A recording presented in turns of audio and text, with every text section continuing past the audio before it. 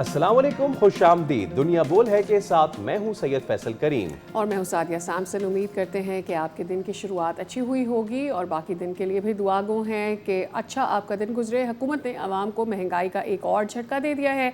Petrol और diesel की कीमतें एक बार फिर से बढ़ा दी गई हैं। ओगरा के नोटिफिकेशन के मुताबिक पेट्रोल 39 पैसे और हाई स्पीड डीजल 2 रुपये 40 पैसे फ़ी लीटर महंगा कर दिया गया है। अब इस इजाफे के बाद पेट्रोल की नई कीमत 341 रुपये 98 पैसे, जबकि डीजल 370 रुपये 59 पैसे फ़ी लीटर हो गया है। तो पेट्रोल की कीमतों में जो रोज़ाना की बुनियाद पर रद्दोबदल का मामला है वो तो चल ही रहा है। इसी के साथ मौसम की अगर बात कर ले तो मुल्क के बेशतर इलाकों में मौसम बदस्तूर गर्म और मरतूब रहने की पेशगोई की गई है, क्योंकि मानसून का जो सिस्टम था वो तो ख़त्म हुआ है। ताहम शुमाल मशरक़ी बलूचिस्तान, जीबी, आज़ाद कश्मीर और मुल्का पहाड़ी इलाकों में बारिश का इम्कान है। जनाब, महकमा मौसमियात के मुताबिक चंद मुकामात पर तेज़ हवाओं और गरज चमक के साथ बारिश भी हो सकती है, जबकि रावलपिंडी, इस्लामाबाद में रात गए मूसलाधार बारिश ने जल थल एक कर दिया। इसके अलावा नारालई की सतह में इजाफा के बाद मुल्का आबादी के लिए अलर्ट जारी किया गया है। ऑन द अदर हैंड दरियाई सिंध में कालाबाग के मकाम पर दरमियाने दर्जे का सैलाब बरकरार है और मुख्तलिफ बराजों पर निचले दर्जे का सैलाब रिकॉर्ड किया गया है। और पाकिस्तान की ये जो सूरत हाल हमें नज़र आ रही है पाकिस्तान में बारिशों के हवाले से, इस पर आने वाले दिनों में ये कहा जा रहा है कि ये स्पेल जो कि जारी रहना था अब ये मिड ऑफ सितंबर तक जारी रहेगा। सो ऑन लुकिंग ये है कि लोकलाइज्ड बारिशें रहेंगी, कुछ इलाकों में तेज़ हल्की बारिश होती रहेगी। एब्सोल्युटली। अब ज़रा हम पाकिस्तान की मईशत की बात कर लें तो पाकिस्तान की जो क्रेडिट रेटिंग है उसको बेहतर किया गया है और CAA था, अब उसको B3 कर दिया, B1 कर दिया गया है, B3 कर दिया गया है। और बैरूनी मालियाती ख़तरात में कमी, मजबूत होते ज़र मुबादला ज़खायर और मालियाती सूरत हाल में बेहतरी जो है वो रेटिंग को अपग्रेड करने में अहम वजूहात जो है वो बताई जा रही हैं, जिसकी वजह से अब IMF की ताउन से जारी इस्लाहात ने भी पॉलिसी एतबार और माशी इस्तेहकाम को सहारा दिया है। विच मीन्स के पाकिस्तान के ज़र मुबादला ज़खायर जो हैं जुलाई 2026 के अख्ताम पर तकरीबन 17 अरब डॉलर्स तक पहुँच गए हैं। गुज़िश्ता साल ही तकरीबन 14 अरब डॉलर्स थे। जनाब, तो ये तो ही सूरत हाल के मईशत में पाकिस्तान को मज़ीद माशी पॉलिसियों को इम्प्लीमेंट करने और फिर सरमायाकारी में आसानी पैदा कर सकती हैं। इसके अलावा आज प्रोग्राम में खेल की बात होगी और खेल के मैदान से अच्छी खबरें तो नहीं हैं। बहरहाल हॉकी वर्ल्ड कप के क्लासिफिकेशन मैच में न्यूजीलैंड ने पाकिस्तान को 2 के मुकाबले में 4 गोल से शिकस्त दे दी है और हॉकी वर्ल्ड कप में ये पाकिस्तान की तीसरी शिकस्त हो गई है। अब पाकिस्तान में और पाकिस्तान और जनूबी अफ्रीका के दरमियान जो मैच है 28 अगस्त को खेला जाना है और इससे कबल पाकिस्तान ने जापान को 3 के मुकाबले में 4 गोल से शिकस्त देकर 16 साल बाद कामयाबी वर्ल्ड कप में हासिल की थी। So that's how it is so far for Pakistan when it comes to hockey.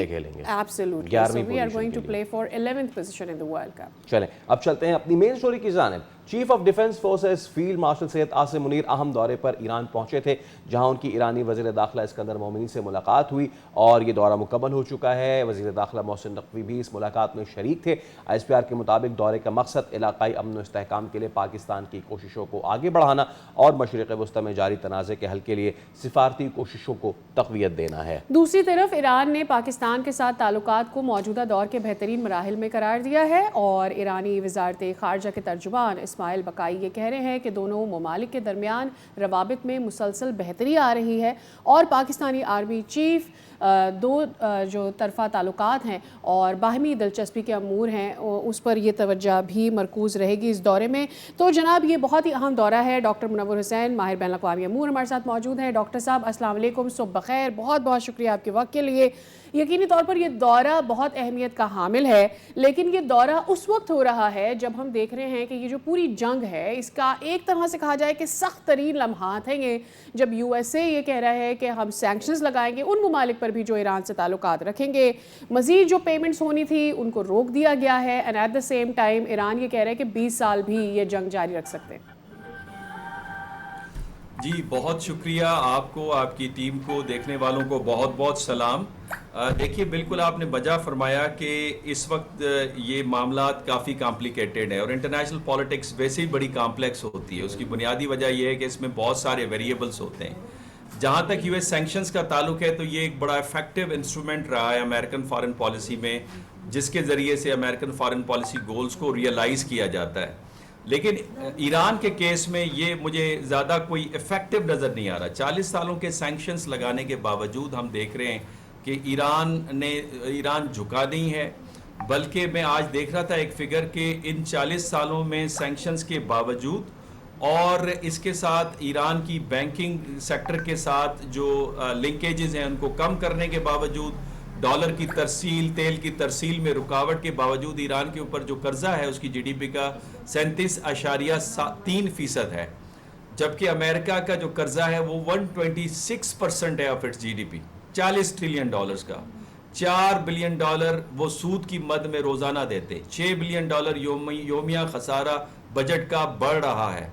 इसके साथ तकरीबन 4.5 करोड़ लोग ऐसे हैं अमेरिका में जिनको रोज खाने की फिक्र होती है, जिसमें 1.5 करोड़ बच्चे हैं। 7.5 लाख लोग ऐसे हैं जिनके पास घर की सहूलत नहीं है। लेकिन इट डज नॉट मीन कि ईरान बहुत ही आसानी से अपना गुजारा कर रहा है। इनफैक्ट उनको अपनी जगह पे नुकसान पहुंच रहा है। अगर उनके ऊपर से पाबंदियां हटा दी जाएं, उनके फ्रीज एसेट्स को डीफ्रीज कर दिया जाए तो ईरानी इकोनॉमी आगे बढ़ सकती है। और अगर इंटरनेशनल मार्केट के अंदर उनकी इकोनॉमी इंटीग्रेट हो तो ईरान की लोगों को बहुत बड़ा फायदा होगा। Absolutely. और यही वो वजह है कि जिसके हवाले से जो एफर्ट है पाकिस्तान के फील्ड मार्शल सैयद आसिम मुनीर डाल रहे हैं। और ये तीसरा दौरा है। पहले दौरे के अंदर बहुत ज्यादा कामयाबी उन्होंने हासिल की, जिसमें आपने देखा कि स्टेट ऑफ हॉर्मुज़ को उन्होंने खुलवाया, लेकिन अमेरिकन ने ब्लॉकेड को ख़त्म नहीं किया और मामला वहाँ पे ख़राब हुआ। सेकंड दौरे के अंदर उन्होंने 60% कामयाबी हासिल की। ईरान के कुछ शराइत लेकर आए, अमेरिकन ने मानने से इनकार किया, तो मामला वहीं पे रुका रहा। और इस दफ़ा भी जो मोहम्मद बाकिर गालिबाफ के साथ मुलाकात हुई है फील्ड मार्शल सैयद आसिम मुनीर साहब की और मोहसिन नकवी साहब की, उसमें गालिबन उन्होंने अपने उन्हीं 6 शराइत का जिक्र किया है, इस्लामाबाद MOU का जिक्र किया है। अगर अमेरिका उस पर आगे चले तो ये मामला बेहतरी की तरफ जा सकते हैं। मुनव्वर साहब, जिन मुतालबात का आप तस्करा कर रहे हैं उसमें से एक, because BBC is reporting it, उसमें से एक ये भी है कि ईरान ने अमेरिका से लहजा बदलने का मुतालबा किया है। अब ऐसे में कि जब हम देखते हैं कि रोज़ाना की बुनियाद पे डोनाल्ड ट्रंप साहब का जो स्टेटमेंट्स हैं वो ऐसे हैं कि जनाब ख़त्म कर देंगे, तोड़ देंगे, सिविलाइजेशन मिटा देंगे, चोक कर देंगे इकोनॉमिकली, लहजा मैटर करता है internationally? Because Iran is a big country, I don't no, मतलब कि इसके लिए और वो भी फील्ड मार्शल से दरख्वास्त करना कि वो अमेरिका से कहें कि अमेरिका जो है वो अपना लहजा बदले, डज इट मैटर? आपने क्या मैटर कहा, मुझे वो लफ्ज़ समझ नहीं आया जी। क्या ये इंटरनेशनल रिलेशंस में जो हालात है जंग के दौरान, ये सारी चीज़ें, डज इट मैटर्स इवन के कोई किसी के लिए अपना लहजा दुरुस्त करे? हाँ, लहजे की जब आपने बात की, देखें अमेरिका अभी प्रेसिडेंट ट्रंप की जो फ्रंट पे वॉरियर हैं वो तो स्कॉट बेसेंट हैं, जो कि वजीर ख़जाना हैं, और उन्होंने डूम्स डे की बात की ईरान के हवाले से कि वो अपने बिहेवियर को तब्दील करें। उन्होंने सारे ममालिक को वार्निंग दी, इंक्लूडिंग चाइना, कि वो भी हमारे सैंक्शंस की रीच से दूर नहीं है। लेकिन चाइना की तरफ से जो रिएक्शन आया है, उन्होंने तो मानने से इनकार कर दिया। रादर चाइना ने एक इशारा दिया है अपनी कंपनीज को कि वो इसी तरह कारोबार जारी रखें, और अगर ये आगे मामला चलेगा तो ये चाइनीज लॉ की वायलेशन होगी, नंबर 1। नंबर 2 ये कि प्रेसिडेंट जी की और ट्रंप साहब की कोई हफ्ते ही रह गए जहां पे मुलाकात होनी है, वो मुलाकात डीरेल हो सकती है। नंबर 3 ये कि चाइना की मोनोपोली है रेयर अर्थ मिनरल के अंदर, चाइना वो रोक देगा या उस पर पाबंदी आयद कर देगा अमेरिका के हवाले से।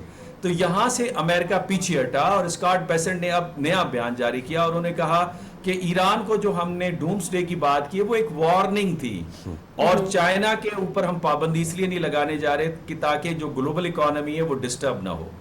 तो लहजा तो बुनियादी तौर पे अमेरिका एक रिस्पॉन्सिबल, एक बड़ी, एक पावरफुल रियासत है, उसको अख्तियार करना चाहिए, और जो लिबरल वर्ल्ड ऑर्डर है उसको लीड अमेरिका करता है। तो लिहाजा अगर उस सिस्टम को इंटैक्ट रखना है, मजबूत बनाना है, मिसाल के तौर पे स्विफ्ट सिस्टम को मजबूत बनाना है, डॉलर को मजबूत बनाना है, तो अमेरिकन को अपने बयानात को सही करना होगा। कभी आप बयान देते हैं कि स्टेट ऑफ हॉर्मुज़ हमारी टेरिटरी है, कभी आप कहते हैं जिस तरह आपने फरमाया सिविलाइजेशन हम हटा देंगे, कभी आप कहते हैं कि हमने ईरान का सब कुछ तबाह कर दिया है।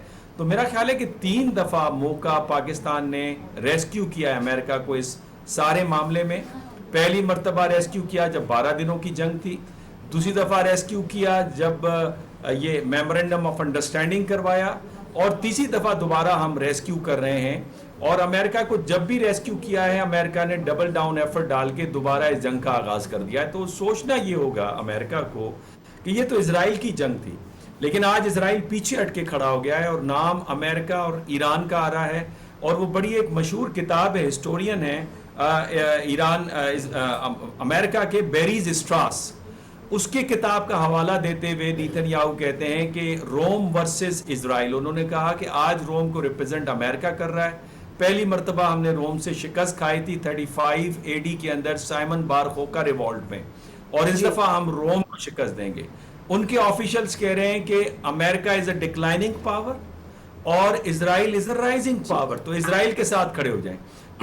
तो ये जंग असल में इजराइल की थी, अमेरिका की नहीं थी। तो अमेरिका को ये सोचना होगा कि जो मागा कॉन्स्टिट्यूएंसी के अंदर प्रेसिडेंट ट्रंप ने डिमांड की थी कि we will make America great again, उसमें अगर उन्होंने इस हदफ को हासिल करना है तो इस जंग से बाहर निकलना है।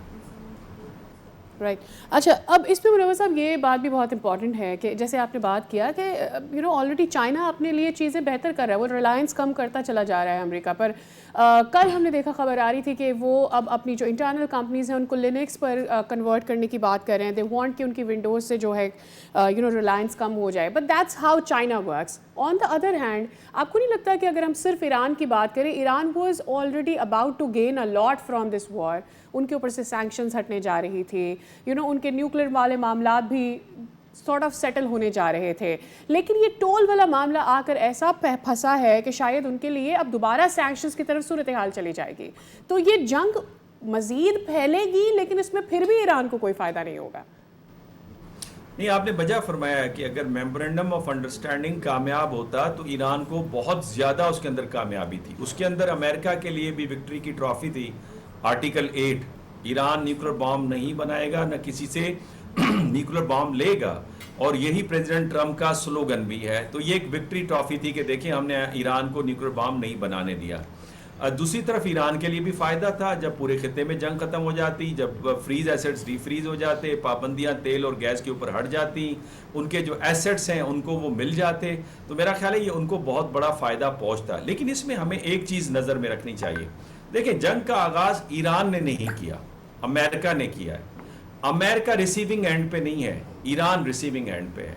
जिस तरह अमेरिका ने इस जंग का आगाज़ किया, इस जंग को भी अमेरिका ही ख़त्म करेगा। हमारे कुछ जो एनालिस्ट हैं और इंटरनेशनल एनालिस्ट हैं, वो तो बल्कि एक कदम आगे बढ़ के कहते हैं कि जंग तब ख़त्म होगी जब इजराइल इस जंग को ख़त्म करना चाहेगा। जिस तरह वियतनाम में अमेरिका ने अपने लॉसेस को कट करके वहाँ से वापस आ गए थे, तो आज भी प्रेसिडेंट ट्रंप को ब्रेवरी दिखाते हुए, अपनी रैशनैलिटी का मुजाहरा करते हुए, जिस तरह बिजनेस के अंदर बहुत कामयाब गए हैं और आर्ट ऑफ द डील उन्होंने किताब भी लिखी है, उसी के मुताबिक इसको कट करें, अमेरिकन अवाम के बाद दोबारा जाएं, उन्हें कहें कि ये हमसे गलती हुई थी। अमेरिकन अवाम का दिल और जिगर बहुत बड़ा है, तो मिड टर्म इलेक्शंस में उनके रिजल्ट्स मुख्तलिफ हो सकते हैं, लेकिन उसके अंदर एक बड़ा सीरियस प्रॉब्लम है, और वो ये कि जो बिलियनियर्स अमेरिका के प्रेसिडेंट को कह रहे हैं कि हम तीसरी दफा आपको व्हाइट हाउस में लाएंगे, वो इस जंग से अमेरिका के प्रेसिडेंट को पीछे नहीं हटने देंगे। Okay, अच्छा, मैं और इसमें यही वजह है कि ईरान की अंडरस्टैंडिंग ये है, गलत है या सही है, लेकिन इफ यू अलाउ मी, मैं एक बार फिर ज़रा पाकिस्तानी पर्सपेक्टिव से बात करने की कोशिश करूं। आई थिंक तीसरी मरतबा हुआ है ये कि जब ख़ुद आसिम मुनीर साहब वहाँ पर गए हैं। पिछली 2 मरतबा भी वो बहुत ही टर्निंग पॉइंट थे कि जहाँ पे वो वहाँ पे पहुँचे थे और पूरी दुनिया ने देखा था कि क्या सिचुएशन बन रही है। नाउ इस बार की ये जितनी भी मुलाकात रही है, सिर्फ ये मुलाकात नशिस्तन गुफ्तन बर्खास्तन नहीं हो सकती। सिर्फ ये नहीं हो सकता कि जी आप उनके लहजे में नरमी करने का बोल दें, सिर्फ ये चीज़ें नहीं हो सकती। कितना इम्पॉर्टेंट है पाकिस्तान के लिए भी आसिम मुनीर का वहाँ जाना, ईरान से मुलाकात करना? देखें, एक तो बायलैटरल लेवल पे 900 किलोमीटर के बॉर्डर आप शेयर करते हैं, सिक्योरिटी कंसर्न्स हैं, ट्रेड को $10 बिलियन पे आप ले जाना चाहते हैं, ईरान के ज़रिए आप सेंट्रल एशिया पहुंचना चाहते हैं। दूसरा ये कि खिता अगर economically, politically, security wise stable होगा तो पाकिस्तान भी स्टेबल होगा, बिकॉज हाफ ऑफ द आपके रेमिटेंसेस मिडल ईस्ट से आते हैं, सऊदी अरब के साथ आपकी स्ट्रेटेजिक पार्टनरशिप है। ग्लोबल लेवल पे पाकिस्तान का हमेशा किरदार ये रहा है कि पीस एंड स्टेबिलिटी रहे, यूनाइटेड नेशन के पीस कीपिंग फोर्सेस के अंदर आपका नुमाया किरदार रहा है। अब ये जो मुलाकात हुई, बड़ी अहम मुलाकात हुई। इससे पहले इंटीरियर मिनिस्टर मोहसिन नकवी साहब तशरीफ ले गए और वहां पे बहुत सारे मामला तय हुए होंगे डेफिनेटली। इस वक्त बज़ाहिर जो रिपोर्ट आ रही है वो तो ये आ रही है कि मोहम्मद बाकिर गालिबाफ ने कहा है कि पहले MOU पे अमल दरामद हो जाए तो बाकी हम स्टेट ऑफ हॉर्मुज़ को खोल देंगे। तो उस सूरत हाल में मुझे लगता है कि कुछ बार्गेनिंग चिप हुई होगी। अब ये प्रेसिडेंट ट्रंप को मैसेज दिया जाएगा, उनको बताया जाएगा और बाल होगी उनके कोर्ट के अंदर कि वो इस पे क्या फैसला करते हैं। तो मेरा ख्याल ये है बज़ाहिर के जो बज़ाहिर अभी तक हमारे पास रिपोर्ट्स नहीं है, लेकिन बहुत सारी पॉजिटिव डेवलपमेंट्स अंदर जारी होंगी। Because field marshal Syed Asim Munir उसी सूरत में जाते हैं जब दोनों तरफ से रजामंदी हो कि वो बातचीत या किसी नतीजे पे पहुंचने के लिए तैयार हैं। ये पॉजिटिव सिग्नल मिला है प्रेसिडेंट ट्रंप की तरफ, खुसूसी उनकी तरफ से रिक्वेस्ट की गई है, तब फील्ड मार्शल साहब आगे गए हैं। तो मेरा ख्याल है कि पॉजिटिव चीज़ हमें नजर आएगी। बहुत शुक्रिया मुनव्वर साहब आपके वक्त के लिए। आपका एनालिसिस यकीनी तौर पर हमारे व्यूअर्स के लिए भी बहुत इंपॉर्टेंट है। आपको इस पर दोबारा दावत देते रहेंगे बात करने के लिए। फिल वक्त हम आगे बढ़ रहे हैं और एक बहुत ही इंपॉर्टेंट मामला जिस पर हमने कल भी डिस्कशन किया और वो था रावलपिंडी में हिना जावेद के कत्ल के हवाले से, और इस केस में अब एक अहम पेशरफ्त भी सामने आ गई है। एब्सोल्युटली। अब पुलिस तफ्तीश जो है उसमें बहुत सारी चीज़ें सामने आई हैं। पुलिस तफ्तीश के मुताबिक चोटों के निशान भी हैं और पुलिस तफ्तीश के दौरान और भी बहुत सारी चीज़ें सामने आई हैं। गिरफ्तार घरेलू मुलाजिम ज़ीशान ने हिना जावेद का गला घोंटने और तशद्दुद करके कत्ल करने का एतराफ़ किया है।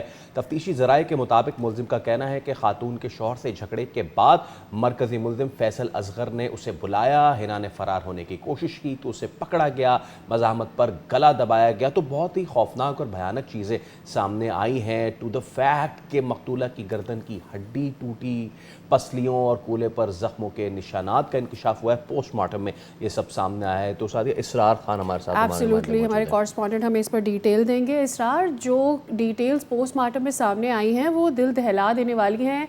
कितनी पेशरफ्त हुई, क्या डिटेल्स अब तक इकट्ठी हुई हैं इस पर? देखिए सादिया, सबसे पहले तो ये जो केस है ये ऑलरेडी इस वक्त पूरे पाकिस्तान की नजरें इसके ऊपर लगी हुई है और यकीनी तौर पे होना भी चाहिए कि जिस बेदर्दी से इस हिना को उसके शोहर ने ना सिर्फ कत्ल किया बल्कि अजियतें दी है, टॉर्चर किया, बेदर्दी से मारा है। और बकौल फैसल भाई के जो पोस्टमार्टम रिपोर्ट डेफिनेटली आप लोगों ने पढ़ी होगी कि उसकी जो पसलियां है वो और कूले की जो हड्डी है इसके ऊपर जख्म के निशान है। मतलब ये कि यहाँ पर हिट किया गया, मारा गया है। गर्दन की हड्डी उसकी टूटी हुई है और उसका जो फेफड़े है और दिल है इसके राउंड अबाउट जो है ना खून जमा हुआ है। तो ये आप सोचे कि क्या कैफियत होगी। और फिर उसको बड़े तरीके से उसके हाथ बांधकर उसको ले जाया गया है वॉशरूम में, उसको शावर के साथ टांगा गया है ताकि ये लग सके कि इस हिना ने, इस मासूम हिना ने जो है ना वो खुदकुशी की है। ये एक लम्हा फिक्रिया है जिसके मेरे ख्याल में बिल्कुल इस केस पे आगे क्या होने जा रहा है, कुछ पता चल रहा है अभी? जी बिल्कुल, देखिए कल इस हवाले से SSP रावलपिंडी मुश्ताक सुकेरा साहब, RPO रावलपिंडी बाबर सरफराज साहब ने एक प्रेस कॉन्फ्रेंस भी की, क्योंकि इस वक्त पूरे पाकिस्तान का नेशनली और सोशल मीडिया पर जितना इस केस के लिए, और खसूसन मैं अगर बोल की बात करूंगा कि बोल ने फ्रॉम फर्स्ट डे जिस तरीके से इस मामले को हाईलाइट किया है, आई थिंक कि मीडिया में इसकी मिसालें बहुत कम मिलती है। और यही वजह है कि कल मजबूरन RPO और CPO को एक हंगामी प्रेस कॉन्फ्रेंस करनी पड़ी और ये बताना पड़ा कि जनाब अब तक की जो इन्वेस्टिगेशन हुई है वो क्या हुई है। और ये बावर कराया तमाम मीडिया को कि तमाम तर जो तहकीकात होगी वो 101% मेरिट पे होगी, मेरिट पे होगी। तो अच्छा, और जो मुजाहिम है ये घरेलू, ऑब्वियसली ये चीज़ अब कोर्ट में जा चुकी है। हेयरिंग वगैरह का कब का सिचुएशन है, अगर आप हमें ये बता सकें, और फैमिली वाले जो हैं वो क्या इस पे अपना मौक़िफ़ रखते हैं? देखिए जी, 3 रोज़ा जो जिस्मानी रिमांड था वो उसका आज आखिरी दिन है, तो डेफिनेटली ठीक है। तो 3 रोज़ा जो जिस्मानी रिमांड दिया गया था तो उसका हम आखिरी दिन कंप्लीट है। कर सके तो मजीद रिमांड लिया जाएगा। ठीक है। कौमी असम्बली में भी इसके बारे में बाज़ गश्त नज़र आई, कल इसके ऊपर बात हुई, बहस की गई। इस मामले पर हम देख रहे हैं कि मुल्क भर में कुछ इलाकों में एहतजाज भी जारी रहे। सोशल मीडिया पर इस पर बहुत हाइप है, हर कोई इस बारे में बात कर रहा है। ऑब्वियसली कितना सीरियस नज़र आता है ये केस सॉल्व करना इस वक्त हुकूमतों के लिए भी? जी बिल्कुल, देखिए कि कल जब नेशनल असेंबली का इजलास हुआ तो स्पीकर अयाज सादिक ने बाकायदा आगाज में जो स्पीच की उसमें हिना के हवाले से बात की। हिना ऑलरेडी नेशनल असेंबली में नेशनल इंफॉर्मेशन टेक्नोलॉजी बोर्ड को रिप्रेजेंट करती रही है 2019 से 2026 तक। तो कल उन्होंने उनके लिए बाकायदा फातह खानी भी कराई और यहाँ तक कहा कि जितने भी पार्लियामेंटेरियंस हैं उनका इन्होंने इस केस में मुआवनत की है और अगर नेशनल असेंबली की कहीं पर भी जरूरत पड़ती है तो पूरी असेंबली जो है इस केस में हिना की फैमिली के साथ है। दूसरी जानिब हमारी जो इनकी फैमिली है उनसे भी बात हुई है, खसूसन जो हिना की कजन है सबा से हमारी कल भी बात हुई है। तो उनका यही कहना था कि पाकिस्तान के इस वक्त के जो हुक्मरान है या फिर जो पुलिस है उन पर हमें 100% ट्रस्ट है और बिकॉज उन्होंने खसूसन सोशल मीडिया और मीडिया का बड़ा जो है ना वो शुक्रिया अदा किया है कि इस वक्त तमाम जो मीडिया है पाकिस्तान का वो हमारे साथ है जी, इस कत्ल के मामले पर और बहुत वो शुक्रिया उम्मीद इसरार, करते हैं इसकी डिटेल्स आप कि हमारे साथ शेयर कर रहे थे। यकीनी तौर पर ये एक हाई प्रोफाइल केस बन चुका है, अहम मामला है और इसके ऊपर सारी नज़रें लगी हुई हैं कि इसको किस तरह से डील किया जाता है। और आयरनी ये है कि जो साहब मुलव्विस इसमें बताए जा रहे हैं, जो उनके शौहर हैं, वो खुद एक लेक्चर दे रहे थे, उनकी जी, वीडियो सामने आई सोशल थी मीडिया जिसमें पर। वो बता रहे थे कि अगर कोई शौहर किसी बीवी को मारे तो ज़रूरी तो नहीं है, हो सकता है बीवी उसको पहले से मारने की प्लानिंग कर रही हो।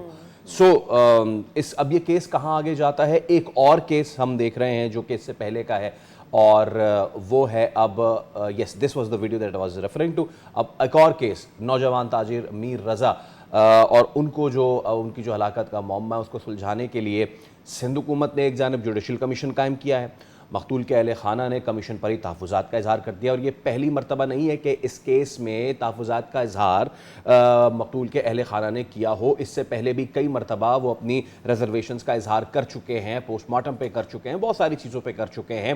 अब मीर रज़ा के अहल खाना ने जुडिशल कमीशन जो है ना उसको रद्द किया है और उनका कहना है कि JIT जो है बनाई जाए, इसलिए उन्होंने अदालत से रुजू भी कर लिया है। तो जो वालिद हैं मीर हुसैन हमारे साथ मौजूद हैं। मीर हुसैन साहब अस्सलाम वालेकुम, एक बार फिर आपके वक्त का बहुत शुक्रिया। गालिबन आज कोर्ट में आप लोगों की पेशी भी है, थोड़ा सा अगर आप हमें बता सकें JIT जुडिशल कमीशन ये क्या मामला चल रहा है? वालेकुम अस्सलाम, बहुत शुक्रिया आपका। जी। देखिए, सबसे पहले तो मैं ये बताना चाहूँगा कि जुडिशल कमीशन जो चले, हमने तारीख पे भी जाना है, वहाँ पर ऑर्डर के लिए भी जाना है, JIT के लिए हमने अप्लाई किया। वहाँ पर रिक्वेस्ट दी थी ऑनरेबल जज साहब के पास हाई कोर्ट में। मैं ये जानना चाहूँगा सिर्फ़ और सिर्फ़ मुर्तज़ा वहाब साहब से, अगर वो मुझे सुन रहे हैं, मुझे उनका जवाब चाहिए कि हम लोग पेरेंट्स हैं, मैं बाप हूँ, उनकी माँ है, उनकी बहन है। हम आपसे कह रहे हैं कि JIT बनाएँ। आपको इश्यू क्या है? आपको प्रॉब्लम, अब वो कल बोल रहे हैं कि ये जज साहब के ऊपर गलत जगह को बात को लेके जा रहे हैं और गलत रेफरेंस दे रहे हैं कि शायद जज साहब पे इनको भरोसा नहीं है। वो ऑनरेबल जज साहब हैं सर। मैं जज साहब के ऊपर थोड़ी कोई बात कर रहा हूँ, ना कर सकते हैं हम। वो जज साहब हैं, जज साहब को जो रिपोर्ट लाके मिलेगी, जज साहब उसके ऊपर अपना डिटेल्स फराहम करेंगे। ऑन गोइंग मैं इतना कानून को जानता नहीं हूँ, मगर इतना ज़रूर जानता हूँ कि ऑन गोइंग मर्डर इन्वेस्टिगेशन में जुडिशियल कमीशन के जज साहब कैसे उसमें वो करेंगे। और इसमें जो पॉइंट नंबर 1 है, 2 है और 4 है, आप TOR जो गवर्नमेंट ने दिया है, आप उसको किसी लीगल बंदे से जो लीगल एडवाइज़र हों या एडवोकेट हों, आप उनसे पूछें, तो वो भी आपको बताएँगे। अब वो चाह रहे हैं कि यही इन्वेस्टिगेशन टीम जो है, वो जज साहब के अंडर काम करे और रिपोर्ट पेश करें। हम कह रहे हैं कि इसमें JIT बना दें, आप जज साहब को और मजबूत करें, इस टीम को मजबूत करें कि 26 दिन में आपको नहीं मिल सका ना, आपके भी चीफ साहब ने भी अपना फेलियर बताया कि हमारी पुलिस की तरफ से फेलियर है। अब वो आके कह रहे हैं आप हम पे ट्रस्ट करें। अरे आप पे पहली दफ़ा भी ट्रस्ट किया, दूसरी दफ़ा भी ट्रस्ट किया, तो इस बार आप हम पे ट्रस्ट करें ना, पेरेंट्स से तो पूछें, कॉन्फिडेंस में तो लें। मुर्तज़ा वहाब साहब हमको कॉन्फिडेंस में क्यों नहीं ले रहे? मुर्तज़ा वहाब साहब ये क्यों नहीं बता रहे कि जब हमने कब्र कुशाई के लिए जो पहला हमें लेटर मिला मेडिकल पैनल का, आपने 12:30 बजे दूसरा पैनल क्यों निकाला? हैदराबाद हेल्थ डिपार्टमेंट से। चलें वो भी जाने दें, कब्र कुशाई हुई। हमने कब्र कुशाई कराई है, हमारे बच्चे को तकलीफ में हमने दोबारा निकाला उसको, जिस बच्चे पे इतना तशद्दुद किया गया था। ये गवर्नमेंट ये चीज सोच ही नहीं रही है, गवर्नमेंट अपनी बात कर रही है। हमसे तो मशवरा करे, हमसे किसी ने मशवरा नहीं करा। मैं आपके टीवी के तवज्जुह से ये बताना चाहता हूँ कि गवर्नमेंट ने फैसला करते हुए सिंध गवर्नमेंट ने हमसे मशवरा नहीं किया, पेरेंट्स से कोई बात नहीं की। ओके, सही। इनको करना चाहिए था। क्या हमारा राइट नहीं है? एक हमारा और राइट भी है ना मैम? बिल्कुल बिल्कुल बिल्कुल हुसैन साहब, एक और सवाल भी हमारे जहनों में आता है और वो ये कि कल हमारे नुमाइंदे से हमारी बात हो रही थी, उन्होंने हमें बताया कि इन्वेस्टिगेशन ऑफिसर ने मजीद मोहलत मांगी है कि चंद एक रिजल्ट्स अभी आना बाकी हैं और कुछ चीज़ें हैं जिस पर तफ्तीश जारी है, जिसके ऊपर हमारे जहनों में ये सवाल आया उस वक्त और ये आपसे भी करना चाहेंगे कि अभी इन्वेस्टिगेशन मुकम्मल नहीं हुई है और शायद ये आप लोगों का ही मुतालबा था कि फिर जुडिशल कमीशन की तरफ कैसे जा रहे हैं जब ऑलरेडी इन्वेस्टिगेशन मुकम्मल नहीं हुई है। दूसरा, आमिर फारूकी साहब ने ये कहा था कि उनके पास कुछ ऐसी वीडियो मौजूद है आखिरी लम्हात की जो कि कंक्लूसिव हो सकती है। उस वीडियो के बारे में आपको बताया क्या कुछ? No ma'am. सही, और वो इन्वेस्टिगेशन मजीद क्या? जी जी जी फरमाइए। अगर ऐसी कोई वीडियो होती तो मैम कल टाइम लिया जाता। आप बताइए, आप लोग कितने, मेरा तो एक ही बेटा है, आप लोग तो मीडिया के ऊपर पता नहीं इस कराची शहर के अंदर कितने ऐसे नाहक कत्ल हो चुके होंगे, ठीक है, जिनको आप लोगों ने कवरेज दी होगी, राइट। मगर आप मुझे बताएं कि अगर ऐसी कोई बात होती तो कल वो टाइम लेते। हम बात कर रहे हैं कि देखें 29 से लेके आज आप देख लें कितने दिन हो गए, ये कोई ना कोई हुकूमत किसी ना किसी चीज़ में ये मुर्तज़ा वहाब कह रहे हैं मेयर साहब कि हम फैमिली के साथ खड़े हैं। आप तो फैमिली को रोक रहे हैं, आप तो हम जो बात कर रहे हैं आप उसमें हमारे को मदाखलत कर रहे हैं, आप रोक रहे हैं। आप क्यों रोक रहे हैं? आप क्यों रोक रहे हैं? मुझे सवाल है उनका कि आप क्यों रोक रहे हैं हमें? हम जीआईटी बनाने जा रहे हैं, वहां इंटरफेरेंस कर देते हैं। आपको हम बोल रहे हैं तो आप बगैर पूछे हमसे कॉन्फ्रेंस कर देते हैं कि हम फैमिली हम पे ट्रस्ट करे। हम नहीं कर सकते ट्रस्ट भाई। बज़ाहिर हुसैन साहब मौक़िफ़ इस तौर का हुकूमत का लग रहा है कि शायद यानी आपकी फैमिली को इस इन्वेस्टिगेशन पर ट्रस्ट नहीं हो पा रहा था, इसलिए अब जो है जुडिशल कमीशन की तरफ जाया जा रहा है। क्या ऐसा है? देखिए मैम, हमने तो 19 तारीख को जो लेटर लिखा है, जो पीएम को साहब के पास भी पहुंचा है, एक कॉपी सीएम साहब को भी, और इन दी एंड ये बोला गया उसमें जीआईटी बनाए या सीएम साहब इसको खुद अपनी निगरानी में लीड करें। वो चीफ है पूरे सिंध के, उन्होंने सारी चीजें रद्द करके, आप देखें कल मुर्तज़ा साहब के बयान सुने आप, माशाल्लाह से एक मेयर कराची हैं, वो मेयर कराची हैं वो, और वो बात क्या कर रहे हैं आप ये देखें। हाँ, मैं तो इन द एंड मुझे यही लगता है, कल हम यही बात कर रहे थे कि इन द एंड ऐसा लगता है कि ये कहीं हमें भी मतलब रास्ते के अंदर हमें गोलियां लगी हुई होंगी और हमारा सुसाइड होगा, शो हो जाएगा सुसाइड। ये कौन सा कानून चल रहा है? किस तरीके हमारे वोटों से आए हुए हम वोट देते हैं, आप लोग हमारी बात नहीं सुन रहे भाई। हाथ जोड़ के मैं कहता हूं उनसे, मुर्तज़ा वहाब साहब से, कि बराए मेहरबानी आप हमसे बात करें, हमसे पूछें हमारा क्या कंसर्न है। आप कैसे बगैर पूछे हमसे आप प्रेस कॉन्फ्रेंस कर रहे हैं और बोल रहे हैं कि आप हम पे ट्रस्ट करें? आपसे 2 बार हमने ट्रस्ट किया है, 2 बार हमने ट्रस्ट किया। अब आप हम पे ट्रस्ट कर लेना प्लीज, रिक्वेस्ट है आपसे। हम इस फैमिली पे ट्रस्ट करें। जीआईटी पे आप क्यों नहीं इदारों को शामिल करना चाह रहे? वो देखिए वेल इक्विप्ड हैं, वो सारी चीजें कर सकते हैं, आपको रिपोर्ट पेश करेंगे ना, ठीक है आप जुडिशियल कमीशन बनाए, एग्री, ऑनरेबल जज साहब के अंडर बनाए, वी आर एग्री, मगर जीआईटी के साथ। ठीक है। अच्छा हुसैन साहब, यकीनन एक सवाल मैं आपसे ज़रूर करना चाहूँगा। ओवर द वीकेंड कुछ चीज़ें सोशल मीडिया पे गर्दिश हुई और उसमें ये तहरीरी तौर पे सामने आया कि जनाब आखिरी 12 घंटों में मीर जो है वो ये कर रहे थे, इससे इन्वेस्टमेंट मांग रहे थे। हाँ, मैं आपकी बात काटूंगा सर, आप मुझे सवाल पूरा तो करने दें। मैं पूरा कब ले, नहीं सर, मैं समझ गया, नहीं, ये सिर्फ निजी चैनल ने चलाई है। जी जी, नहीं, पुलिस की तरफ से नहीं चलाई गई, मैं यही पुलिस की तरफ से नहीं चला रही है। मीर हुसैन साहब, मैं इसी चीज़ पे आ रहा हूँ कि बहुत सारे लोगों ने इसको फेसबुक पे लिखा है, ठीक है। मेरा सवाल ये है जो कल मैंने अपने नुमाइंदे से भी किया था और आज मैं आपके सामने भी रख रहा हूँ और आपके जहन में भी ये सवाल ज़रूर होगा कि अगर इतना ज़्यादा पता है कि उसने इससे इन्वेस्टमेंट ली, उससे ये क्या वो कि, एक तो मुझे समझ में नहीं आ रहा कि ये चीज़ें अगर तहरीरी तौर पे पता चल रही हैं तो आखिरी चंद 12 घंटों की वो कंप्लीट फुटेज क्यों नहीं मिल पा रही हमें? क्या ये बेहतर नहीं है कि हमें उसके वेयर अबाउट्स का पता चल जाए, इस शहर के कैमराज से पता चल जाए और उसके बाद जो तहरीरी तौर पर लिख रहा है, जिसको लिखना है, वो चीज़ सामने आ जाए? सर ये इन्वेस्टमेंट्स थी। जी, इन्वेस्टमेंट देखें, यहाँ पर बहुत बड़े बड़े लोगों के नाम है जो मैं बिल्कुल, फिंगर टिप्स बिल्कुल, पे है मेरे। बिल्कुल। अगर आप उनसे पता करें, वो अपनी जेब से ना बिजनेस करते ही नहीं है।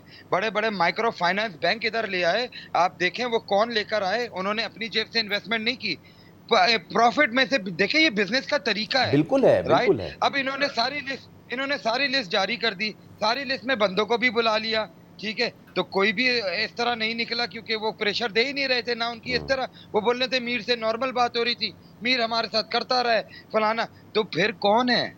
फिर कौन जी। है ये पुलिस? अब देखें ये सवाल है, फिर कौन है? आप उसके सिर्फ आप उनका कैरेक्टर को असैसिनेशन करना चाह रहे हैं, फैमिली का करना चाह रहे हैं, कर लें भाई। और हुसैन जितना साहब आपने मैं हमारे मेरा साथ करना है, कर लें। मेरा एग्जैक्टली यही सवाल है कि जब ये डिटेल जो है वो सोशल मीडिया पे जारी कर दी जाती है, तो जो इदारों का काम है असल, वो क्यों नहीं हो रहा भाई? वो क्या सेफ सिटी कैमरा से फुटेजेस सामने क्यों नहीं आ पा रहे? मेरे पास 30 सेकंड है आखिरी सर। सर दिमागी टेंशन देना फैमिली को। हम्म। और हमें किसी तरह ऐसा लगता है कि हमें किसी चीज से रोका जा रहा है। क्यों रोका जा रहा है? अल्लाह पाक बेहतर जानता है, मगर मैं इतना जरूर कहूंगा जी। कि ये निजी चैनल जो चला रहा है, इंशाल्लाह इंशाल्लाह जब इनकी किसी औलाद के साथ इस तरह होगा, तो फिर देखिएगा ये रोड पे पूरा अपना चैनल बंद करके निकले हुए होंगे।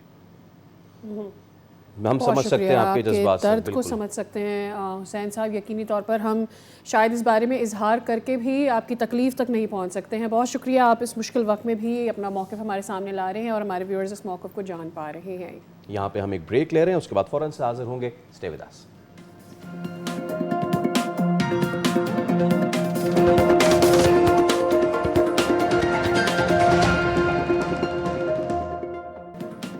Welcome back again. आप देख रहे हैं दुनिया बोल है। हम एक दफ़ा फिर से ज्वाइन करने के लिए आपका बहुत बहुत शुक्रिया। अब हम बात करने जा रहे हैं मौसम की सूरत हाल के हवाले से। इस वक्त मानसून की तेज़ी में कमी आ चुकी है पूरे मुल्क में, और बेशतर इलाकों में मौसम गर्म और मरतूब रहने की पेशगोई की गई है। ताहम शुमाल मशरक़ी बलूचिस्तान, गिलगित बल्तिस्तान, आज़ाद कश्मीर और मुल्का पहाड़ी इलाकों में बारिश का इम्कान ज़ाहिर किया जा रहा है। तो आगे क्या मामला चलने वाले हैं, और जो मानसून का स्पेल अभी गुजरा है उसके बाद मौसम कैसा रहने वाला है, नहीं हुई वहाँ बारिशें मुतवक्के हैं भी या नहीं? डॉक्टर इरफान विर्क साहब, डायरेक्टर महकमा मौसमियात, हमारे साथ मौजूद हैं। Doctor Irfan, good morning sir, thank you so much for your time. तो ये जो पिछला मानसून का स्पेल है, ये तो ख़ित्ता पुठवार में काफ़ी तबाही मचाता हुआ अब निकल चुका है। आगे आने वाले दिनों में मानसून के मज़ीद तगड़े स्पेल मुल्क में कहाँ कहाँ एक्सपेक्टेड हैं? देखिए, अभी फिलवक्त आने वाले जो चंद रोज होंगे इसमें तो मौसम ज़्यादातर मैदानी इलाकों में गर्म और मरतूब रहेगा। जबकि पहाड़ी इलाकों में भी मौसम कोई मुतदिल रहेगा, कोई ऐसी बारिश के इम्कानात नहीं है। ताहम कश्मीर और जीबी में कुछ चंद एक मुकामात पर जो है ना वो कहीं कोई बारिश हो सकती है। अदरवाइज ज़्यादातर इलाकों में जो है ना मौसम गर्म और मरतूब रहेगा और मौसम खुश्क रहेगा अगले 4 रोज तक। ठीक है। हम एक्सपेक्ट कर रहे हैं जी। जी जी जी, एक तो आप अपनी बात कंटिन्यू कीजिएगा। दूसरा, ये अनलाइकली है, ख़ास करके जब हम कराची की बात करते हैं। वैसे तो कराची में बारिशें हुई ही नहीं, ये कहना मेरे ख्याल में ठीक होगा ना, बिकॉज जो थोड़ी बहुत बूंदाबांदी थी दैट डजंट रियली काउंट।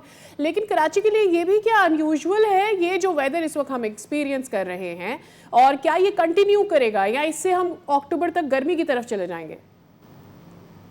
देखिए, ऐसा है कि नॉर्मल पैटर्न जो मानसून का था वो यही है कि जो हमारे नॉर्दर्न एरियाज होते हैं वहाँ पर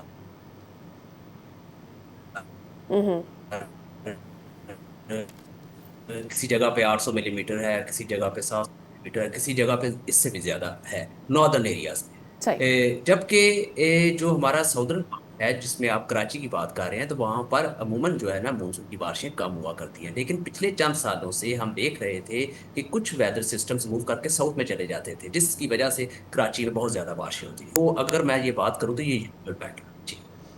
ये यूजुअल पैटर्न है, बट हम यहाँ पे इस चीज़ से डरे हुए हैं कि ये जो लो रेनफॉल हुई है उससे शायद आगे आने वाले दिनों में कराची में कुछ वेदर शायद कुछ सख्त होगा, या I don't know, you can tell us. देखिए, अभी अगले आने वाले दिनों में भी हम कराची में कोई ऐसी बारिश एक्सपेक्ट नहीं कर नहीं रहे। कर रहे ताहम एक सिस्टम डेवलप होगा सितंबर के आगाज में, हैं। सितंबर 1 सितंबर 2 सितंबर, और ये जो पहला वीक होगा सितंबर का, उसमें हम एक्सपेक्ट कर रहे हैं कि कुछ पार्ट्स में जो है ना वो डेवलपमेंट हो सकती है, लेकिन ये अभी कबल अज़ वक्त है, वो चेंज हो सकता है। तो इसलिए हम उस सिस्टम को वाश कर रहे हैं जो कि बे ऑफ बंगाल में बनेगा आने वाले। जी। सही है। और इस वक्त सेंट्रल में क्या सूरत हाल आपको नज़र आए, खास करके सेंट्रल पंजाब की क्या सूरत हाल रहेगी? इसके अलावा खिता पोटोहार में ये जो लोकलाइज बारिशों का भी कहा जा रहा है एज ऑफ 15 सितंबर तक, इसमें क्या कोई ऐसा स्पेल देखा जा रहा है जो कि नुकसान का सबब बन सकता है? देखिए, अगर मैं बात करूं तो अभी तक हमें जो है कोई ऐसी इंडिकेशन नजर नहीं आ रही कि हम्म। अगली ऐसी अच्छा। इंडिकेशन अभी नहीं है। ताहम इसको हम देख रहे हैं। ओके। All right. और बिल्कुल ठीक है। ऑल्दो कि ये थोड़ी सी मैं कहूँ कि फार फेच्ड क्वेश्चन है, बट स्टिल क्योंकि बारिशें कम हुई हैं तो क्या हम एक लंबा सीज़न देखेंगे विंटर का, या फिर जैसा कि आप कह रहे हैं कि coming the weather patterns are coming to normalcy, क्या हम ख़िज़ा को इस बार देखेंगे? बिकॉज कुछ अरसे से बहार और ख़िज़ा गायब हो गया था पाकिस्तान से। देखिए, अभी फिल वक्त जो हम एक्सपेक्ट कर रहे हैं कि सितंबर में भी जो है वो पाकिस्तान के इलाकों में बारिश है, और अक्टूबर में भी जो है ना कुछ इलाकों में बारिश हो जाएगी। अगर स्पेसिफिक आप बात करते हैं सिंध की, तो सिंध में कोई ऐसा मानसून वाला अभी सिस्टम नहीं बन रहा। ताहम बारिशें जो है वो आगे सितंबर अक्टूबर में जो है ना एक्सपेक्टेड है। ठीक है। और ये जो वेदर है, मतलब ये जो हम बार बार बात करते हैं कि पाकिस्तान में ग्लेशियल मेल्ट्स बहुत ज़्यादा हो रहे हैं, और उसमें फिर हम देख रहे हैं कि हमारी सर्दियों का स्पैन जो है ये बहुत कम हो रहा है, तो क्या इस साल भी यही पैटर्न देखने मिलेगा कि सर्दी में शिद्दत तो होगी लेकिन उसका स्पैन बहुत कम होगा? देखिए, जैसा कि पहले कहा गया था कि वेरी स्ट्रॉन्ग अल नीनो जो है वो प्रीवेल करेगा, तो अभी हम वेरी स्ट्रॉन्ग अल नीनो के एपिसोड पे हैं। तो जो आपके ओशन टेम्परेचर्स हैं वो बहुत राइज कर चुके हैं। तो अगले जो विंटर सीजन होगा, और जो हमारा जैसे खज़ां की आपने बात की, तो उसमें भी आपको कोई बेहंगम या बेतरतीब सी बारिशें मिल सकती हैं, और उसमें टेम्परेचर्स की भी वेरिएबिलिटी जो है ना वो आपको मिलेगी। ठीक है डॉक्टर ऑलराइट। इरफान वर्क साहब, बहुत शुक्रिया, आपके वक्त हमारे साथ मौजूद थे। मुल्क में आने वाले दिनों में मौसम के हवाले से हमें अपडेट कर रहे थे। तो फाइनली जो मानसून का तगड़ा स्पेल था वो तो ख़त्म हुआ, कुछ कुछ स्पेल्स अभी बाकी हैं लेकिन शायद वो इतनी शिद्दत के ना हो, लेकिन मौसम तो बेईमान है, कुछ कहा नहीं जा सकता। एक ब्रेक ले रहे हैं, फ़ौरन से हाजिर होंगे कुछ मज़ीद स्टोरीज आपके साथ शेयर करने के लिए। स्टे विद अस।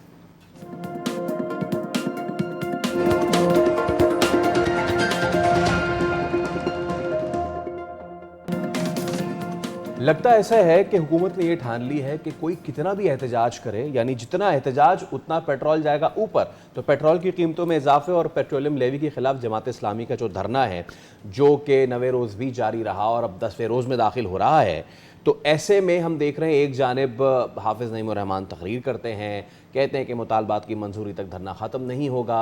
इसके साथ साथ उन्होंने 12 रबीउल अव्वल को धरनों में मिलादुन नबी मनाने और 13 रबीउल अव्वल को मुल्की शटर डाउन का ऐलान भी कर दिया है।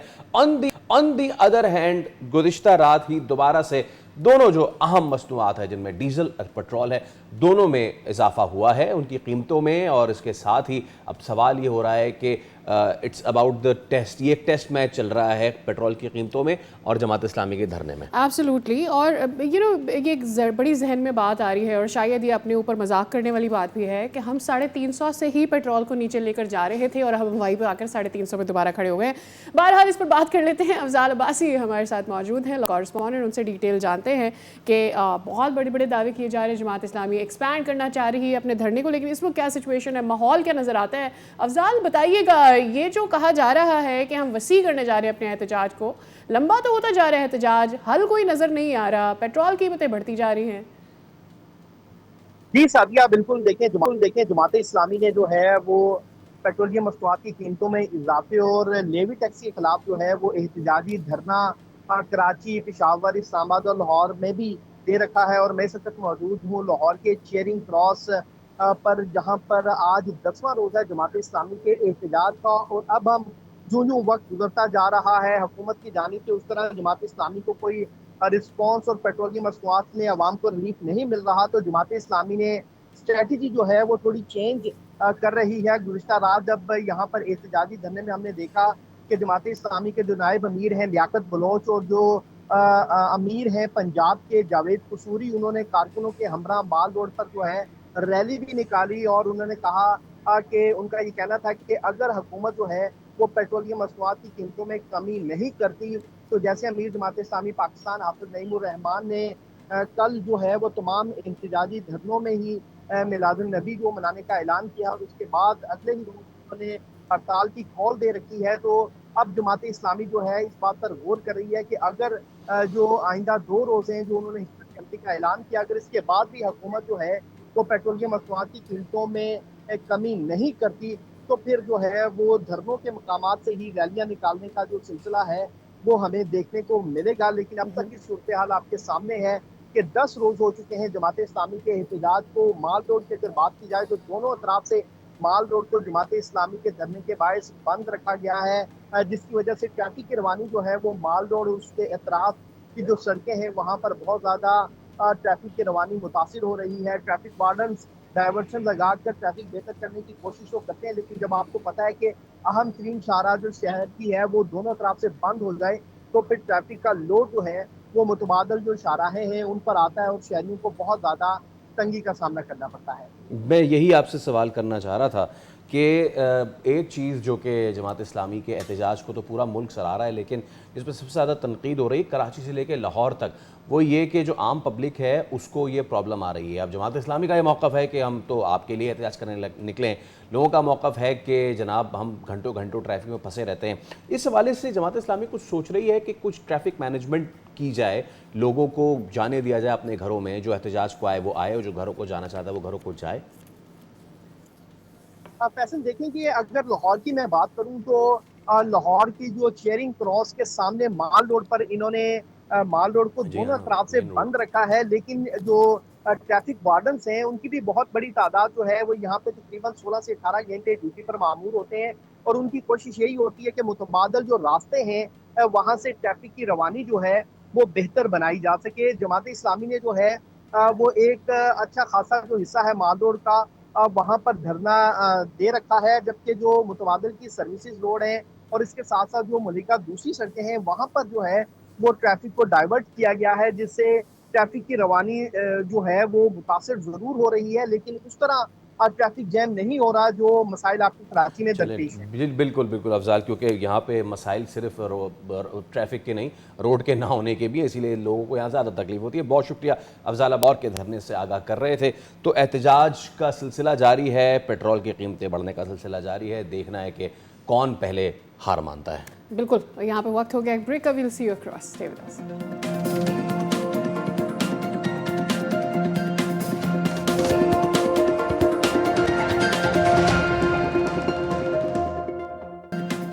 Welcome back.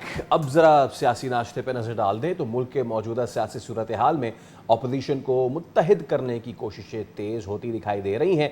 एक जानिब जमीयत उलमा इस्लाम के सरबराह मौलाना फजलुर रहमान कहते हैं कि अपोजिशन जमातों ने पार्लियामान में मुश्तरका किरदार अदा करने पर उसूली इत्तफाक किया है, ताहम इस इत्तेहाद के सामने सबसे बड़ा सवाल इसकी वुसअत और सियासी हम आहंगी का है। एब्सोल्युटली। मौलाना फजल रहमान ने पीपल्स पार्टी को हुकूमत का हिस्सा करार देते हुए फिलहाल उसे अलग रखा है, लेकिन नून लीग और पीपल्स पार्टी के बाहरी मामलात, हुकूमत की इत्तेहादी सियासत और फिर PTI समेत दीगर अपोजिशन जमातों की जो मुमकिन शमूलियत है इस पूरे मंजरनामे को अहम बना देती है। इसी पर तज्जिया हासिल कर लेते हैं कि इस पर क्या सूरत हाल बनती नजर आ रही है। सीनियर तज्जियाकार एहतशामुल हक साहब हमारे साथ मौजूद हैं, उनसे इस मामले पर बात करते हैं। एहतशाम साहब अस्सलाम वालेकुम, सुबह बखैर, बहुत बहुत शुक्रिया आपके वक्त के लिए भी। Sir thank you so much. Day by day situation sort होने के बजाय कॉम्प्लेक्स होती चली जा रही है। जो रियल जिसे कहना चाहिए कि अवामी इश्यूज होते हैं, चाहे फिर हमने यूनिट्स की बात करनी हो, इंतजामी यूनिट्स की या फिर सूबों की बात करनी हो, उससे ज़्यादा बंटवारे की बात लगती है। जैसे पॉलिटिकल बंटवारा है, आपको एक डिवीजन नज़र आएगा लेकिन मसले का कंक्लूजन कोई नहीं निकलेगा। देखें, बुनियादी सवाल इस वक्त सादिया शहर इक़्तिदार में यही पूछा जा रहा है कि जो मसाइल मुश्किलात पाकिस्तान के हैं, जिसके बारे में मोहसिन नकवी हमारे वज़ीर दाखिला ने कहा था कि सिस्टम कोलैप्स कर गया है, उसके बाद आपने देखा बड़ी बहसें हुई, बड़े सेमिनार हुए कि जी छोटे सूबे बनने चाहिए, लोकल गवर्नमेंट का निज़ाम आना चाहिए जो सारी दुनिया में तरक्की का रास्ता एक बताता है। उस तरफ हम नहीं जा रहे। और ये देखिए पाकिस्तान की तारीख में पहली मर्तबा नहीं हो रहा, हर 2-3 साल के बाद हम आप ग्रैंड पॉलिटिकल अलायंस की बात कर रहे होते हैं। अब एक नई मूव बनी है। अभी मौलाना फजल रहमान साहब, जो इतलात मेरी हैं वो ये है कि वो तो कह रहे हैं कि भी मुझे इसका सरबराह बनाएं, चकजई साहब को हटाएं। वो तो वन मैन शो है, अपनी एक पार्टी के मेंबर हैं असम्बली में। अब उनकी कोशिश है कि सब कुछ मेरे हाथ में दिया जाए। दूसरी तरफ पीटीआई अपनी गेम खेल रही है। पीपल्स पार्टी वाले चाहते हैं कि एक तरफ हाइब्रिड सिस्टम वालों को भी नाराज ना किया जाए और दूसरी तरफ टफ टाइम दिया जाए नून को और इसमें शामिल हुआ जाए इस अपना नए अलायंस में। लेकिन दूसरी तरफ आपने देखा फजल रहमान साहब ने कहा कि जी आप तो आईनी ओहदे लेके बैठे हैं, प्रेसिडेंट साहब को पहले कहें रिजाइन करें और जी। गवर्नरों के ओहदे छोड़ें और जो मजे कर रहे हैं उसके बाद फिर हम आपसे बात करेंगे। वो तो कुछ होता नजर नहीं आ रहा। अब आज आके दोबारा से ये बात हो रही है कि जी इसमें अब हम क्या कर सकते हैं, मौलाना फजल रहमान साहब भी बंदों को इकट्ठा कर सकते हैं या पीटीआई के फॉलोअर्स इकट्ठे हो जाएं तो कुछ रियात बदल सकती है। अभी ये बातें हुई नहीं है लेकिन कोई फैसला नहीं हो पा रहा कि ये पार्लिमानी पार्टी की हद तक तो ये इकट्ठे हो रहे हैं। इन्होंने कल एक मीटिंग भी की थी, कहा था कि जी हम पार्लियामेंट में टफ टाइम देंगे। ये बहुत अच्छी बात है सादिया कि ये दोबारा उस निज़ाम की तरफ आ रहे हैं और इनको जो मशवरा दिया गया था कि आप ये पार्लिमानी कमेटियों से बाहर निकल गए थे, आप नेशनल अकाउंट कमेटी जो है उसमें इतनी ज़बरदस्त पावरफुल जुनैद अकबर साहब की प्रेजेंस थी जो उसको छोड़ के वो चले गए थे, आप दोबारा से आए वापस। लेकिन असल बात सादिया ये है कि इनके अंदर इख्तलाफात इतने हैं बकौल चकजई साहब के कि इनके 100 बंदे एक जगह इकट्ठे हों तो 100 बंदों की बात डिफरेंट होती है। अभी मसला ये है कि 2 बंदे हैं जो पीटीआई के लिए चाह रहे हैं कि कोई ऑफ रैम्प मिल जाए।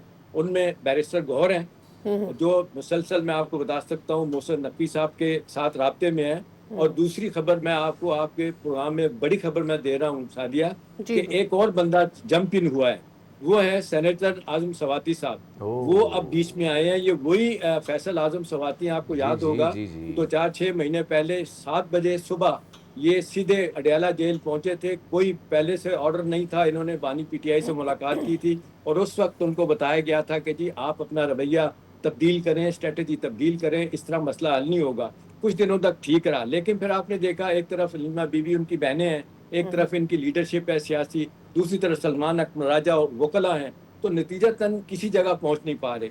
अब ये कहा जा रहा है कि आजम सवाती साहब की एक बहुत ही अहम शख्सियत, नाम ना पूछिएगा मैं नहीं बता सकता आपको, उनसे मुलाकात हुई है। जी हाँ, उसमें मुलाकात हुई है। अब उन्होंने कहा है कि जी प्लीज कुछ करें मामलात।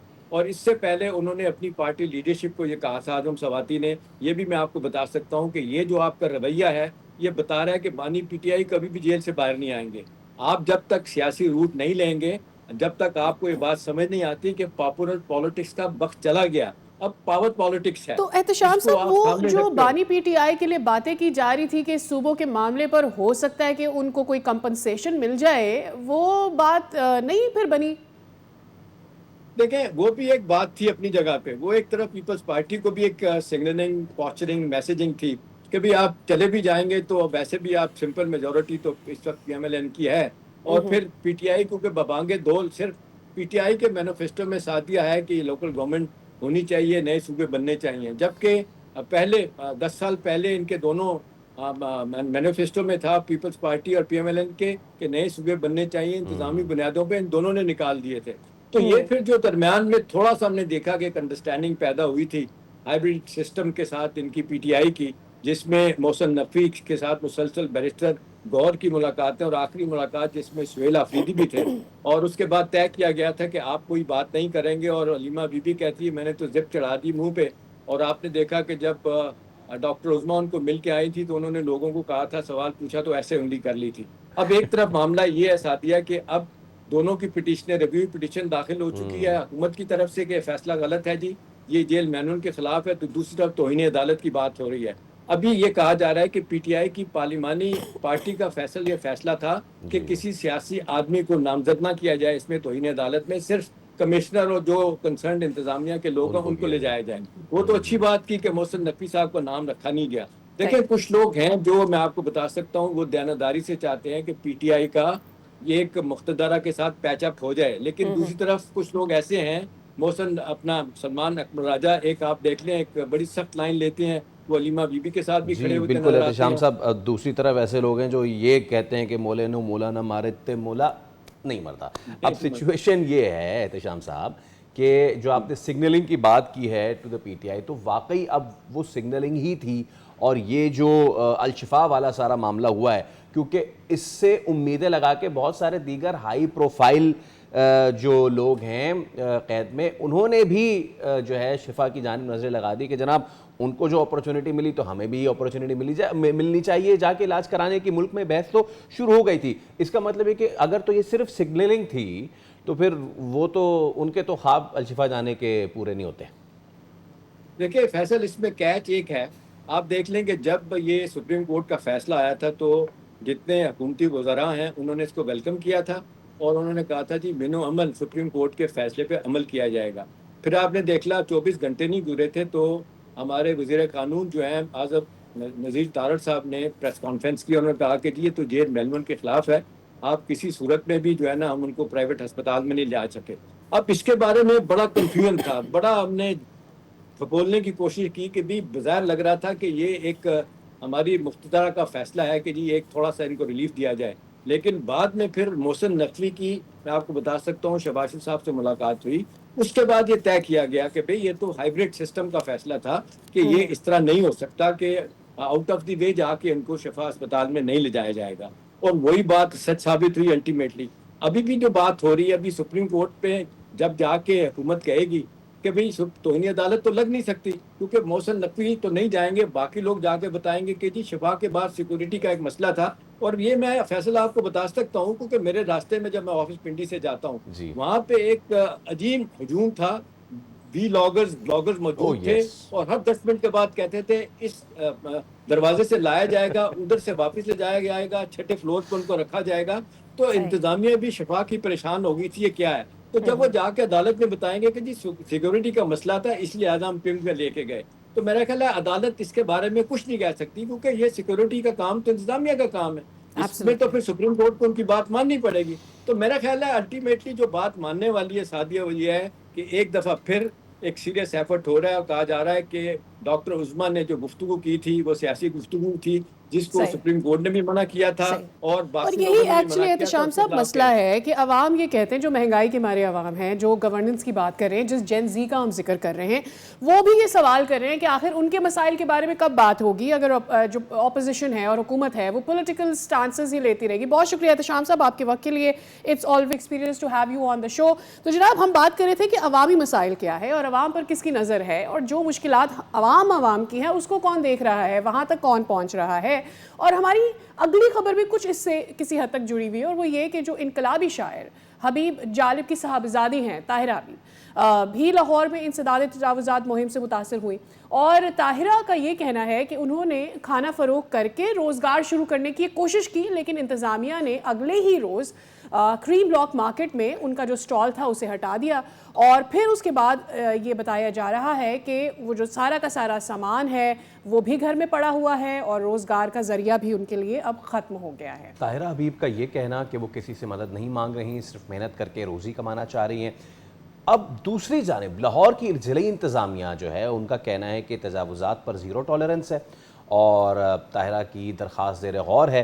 ख़ास तौर पे पैरा फोर्स की जानिब से भी एक पूरा वजाहती बयान सामने आया है और उन्होंने तो उसको नेगेट किया है कि जी हमारी तरफ से कोई नहीं गया, अगर कोई ऐसा चीज़ है तो ताहिरा हबीब साहिबा जो हैं वो प्रेजेंट करें चीज़ें और हम कार्रवाई करेंगे।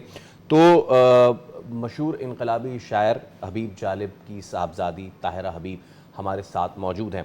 अस्सलाम वालेकुम ताहिरा, और सबसे पहले तो बहुत शुक्रिया आपके वक्त के लिए। ताहिरा, पहले तो सबसे ये बताइए कि ये जितनी सरफेस हुई सोशल मीडिया पे भी, मेन स्ट्रीम मीडिया पे भी, इसके बाद आपसे किसी ने रब्ता किया है? क्योंकि बहुत सारी चीज़ें आ रही हैं कि इन्होंने ये फॉर्म भरना था, ये फॉर्म भरना था, ऐसा होना था, वैसा होना था। क्या डिटेल्स अगर आप हमारे साथ शेयर कर सकें? अस्सलाम वालेकुम जी, आपका बहुत शुक्रिया। बात ये है कि ना तो मेरे साथ किसी ने रब्ता किया है, मैंने 3 जून की एप्लीकेशन दी है। मेरा अभी भी वही मैं आपको बताना चाहूँगी। 3 जून की मैंने एप्लीकेशन दी हुई है और मैं डीसीओ के पास गई, डीसीओ को एप्लीकेशन दी और रिसीविंग लेके मैं घर आ गई हूँ और मैंने परवेज़ रशीद साहब हमारे कॉमरेड हैं, उनको मैंने एप्लीकेशन व्हाट्सएप की और मैंने मैसेज किए हैं उनको, उनसे रिक्वेस्ट की कि अंकल आप इसमें मेरे लिए कुछ कर सकते हैं। और फिर टाउन हॉल से मुझे कॉल आती है। मैं टाउन हॉल जाती हूँ और वहाँ पे कोई मुदस्सर साहब हैं, वो उनसे मैंने बात की, वो अपने फ़ोन में मसरूफ़ थे और मैं उनसे बात कर रही हूँ, मैं अपना तारुफ़ करवा रही हूँ कि सर मैं हबीब जालिब साहब की बेटी हूँ। मैंने एप्लीकेशन दी हुई, मेरी एप्लीकेशन आपके पास है, तो प्लीज़ आप इसमें कुछ कर सकते हैं मेरे लिए? तो वो हाँ जी, ठीक है, देखेंगे आपकी एप्लीकेशन, आपसे बात करेंगे, आपको फ़ोन कर देंगे, ठीक है, आप जाएँ। उन्होंने बड़ी जी। लापरवाही से मेरे साथ बात की, मैं घर वापस आ जाती हूँ, मैं फ़ोन पे फ़ोन करती हूँ, सबको फ़ोन करती हूँ कि प्लीज़ इसमें मेरा साथ दें और आपको पता है कि पेट्रोल जो महँगा हुआ है, मैंने कभी आज तक जो है नहीं अपना बताया कि मैं क्या-क्या काम करती हूँ। मैं टीसीयू के ऊपर 2 साल काम करती रही हूँ। मैंने मुख्तलिफ ड्राइविंग सेंटर्स पे जॉब की है, मैंने कभी नहीं बताया किसी को, हालाँकि सबको पता है। मैं इन क्रीम के ऊपर मैंने 6 साल मैंने गाड़ी चलाई है, फिर मैं इन ड्राइव पे हूँ। अब जबकि पेट्रोल महँगा होता जा रहा है, दिन-ब-दिन महँगा होता जा रहा है, तो मैंने यही सोचा कि घर का खाना इसमें कोई बुराई नहीं है। बिल्कुल नहीं। मैं और मेरी बहन हम लोग चाइनीज़ खाना बना लेते हैं, तो मैंने यही सोचा कि हम घर का खाना बनाकर तो ये गाड़ी के अंदर रख के सुज़ुकी एवरी है, जो इसके अंदर रख के मैं लेके चली जाया करूँगी और वहाँ पे सेल करके मैं वापस आ जाया करूँगी। वहाँ पे कोई मैंने सामान रख नहीं देना था। वहाँ पे मैंने कोई चीज़ के ऊपर किसी जगह के ऊपर मैंने कब्ज़ा नहीं कर लेना था। आप पैरा फ़ोर्स के बारे में देख लें, आपके सामने बहुत सारे केसेज़ आते होंगे, आप देखते होंगे, सोशल मीडिया के ऊपर देख लें कि लोगों का जीना हराम कर रखा है इन लोगों ने। गरीब लोगों का उनके फट्टे उठा देते हैं, उनकी उनकी रेहड़ियाँ तोड़ देती हैं जी। और जो आप आपके सामने है सारा कुछ, ये तारा मैं साहबा, अगर गलत जो बात आपकी बात मुख्तलिफ मीडियम्स पर आपने ऑब्वियसली गुफ्तगू की है, जो कुछ आपके साथ हुआ आपने बयान किया है, अगर आप हमें बता सकें क्या ये सच है कि आपसे पैसे तलब किए गए कि जी इतने पैसे आप दे दें और फिर यहाँ पर अपना स्टॉल लगा दें, क्या ऐसा हुआ? दूसरा ये कि क्या जी, ऐसा नहीं है कि आपको इजाज़त दी गई थी कि 110% आप यहाँ स्टॉल लगा लें और फिर अब आपका स्टॉल हटाया गया फिर बाद में? जी, 110% मैं गलत बात बिल्कुल भी नहीं करूँगी, मैं बिल्कुल सही बात कर रही हूँ। मेरे साथ ऐसे आप मुझे बता दीजिए कि वहाँ आपको जो वीडियो सोशल मीडिया पे आप देख रही हैं कि लोगों के साथ किस तरह से 2 ताजर हैं, एक बेटा और उसका बाप उसको मारते लेके जा रहे हैं। एक रिक्शे वाले को मैंने देखा, वो बता रहा है कि मुझसे इन्होंने 1 लाख रुपए लिए और मुझे ये काम करने नहीं दे रहे। यहाँ पे मैं खुद अपनी आँखों से 4 घंटे में मैंने ये देख लिया, मैं वहाँ पे बैठी हूँ, मैंने ये पट्टा लगाया और मेरे पास बहुत सारे लोग आए हैं। मुझे उन्होंने कहा कि हमने आपको पहचान लिया है, आप हबीब जालिब साहब की बेटी हैं, आप जी। ताहिरा जालिब, आप जालिब साहब के प्रोग्राम करवाते हैं, हम उसमें आते हैं। आप यहाँ पे अपना जो ढाबा है, यहाँ पे लगा लें 4 से 5 फुट का मैंने पट्टा लगाया वहाँ पे और 3 से 4 घंटे मैंने वहाँ पे काम किया। दिन के टाइम पे 3 से 4 लोग मेरे सामने से गुज़र रहे हैं, मेरी तरफ बड़े गुस्से से देख के गुज़र रहे हैं, फिर वापस आ रहे हैं। मुझे देख के मेरी वीडियो बना रहे हैं, मेरी तस्वीरें बना रहे हैं और मेरे पास फिर आके मुझे कहते हैं कि जी जब अंधेरा होता है ना, जब अंधेरा होता है, मैं फ़ोन सुनने के लिए गाड़ी में जाती हूँ। मेरी बात में कोई ना आगे ना पीछे, जो मेरे साथ हुआ है वो मैं आपको बता जी, रही जी, हूँ। जी, जी, जी, जी। मैं गाड़ी में फ़ोन सुनने के लिए चली जाती हूँ। मेरी भतीजी जो है वो अपना ढाबे के ऊपर बैठी होती हैं। 8 7 से 8 लोग आती हैं, वो आके धमकियाँ लगाना शुरू कर देती हैं। "ओए! ये ढाबा किसकी इजाज़त से लगाया आपने?" तो मेरी भतीजी कहती हैं कि जी हमने ये ढाबा मैंने लगाया है। आप जो है ना इस तरह करें कि ये ढाबा उठा लें, ये सारी चीज़ें उठा लें, नहीं तो आपकी चीज़ें तोड़ दी जाएँगी, ये यहाँ से उठा ली जाएँगी। अगर आप कल यहाँ पे नज़र आईं, तो आप इसकी ज़िम्मेदार खुद होंगी। ठीक है? मैं गाड़ी से निकलती हूँ फ़ोन सुनते हुए, मेरी भतीजी मुझे बताती है कि जी ये कुछ हुआ है, मैं सर पकड़ ठीक के है। बैठ जाती हूँ। तो एक बंदा पीछे से आता है जो उनका टाउट है, वो आके कहता है बाजी ये जो है ना ये पैरा फ़ोर्स वाले लोग हैं, आप इनके साथ नहीं लड़ सकती। आप इनको ना अ, छोड़ें, दफ़ा करें। मैं आपको बताता हूँ कि क्या हो सकता है।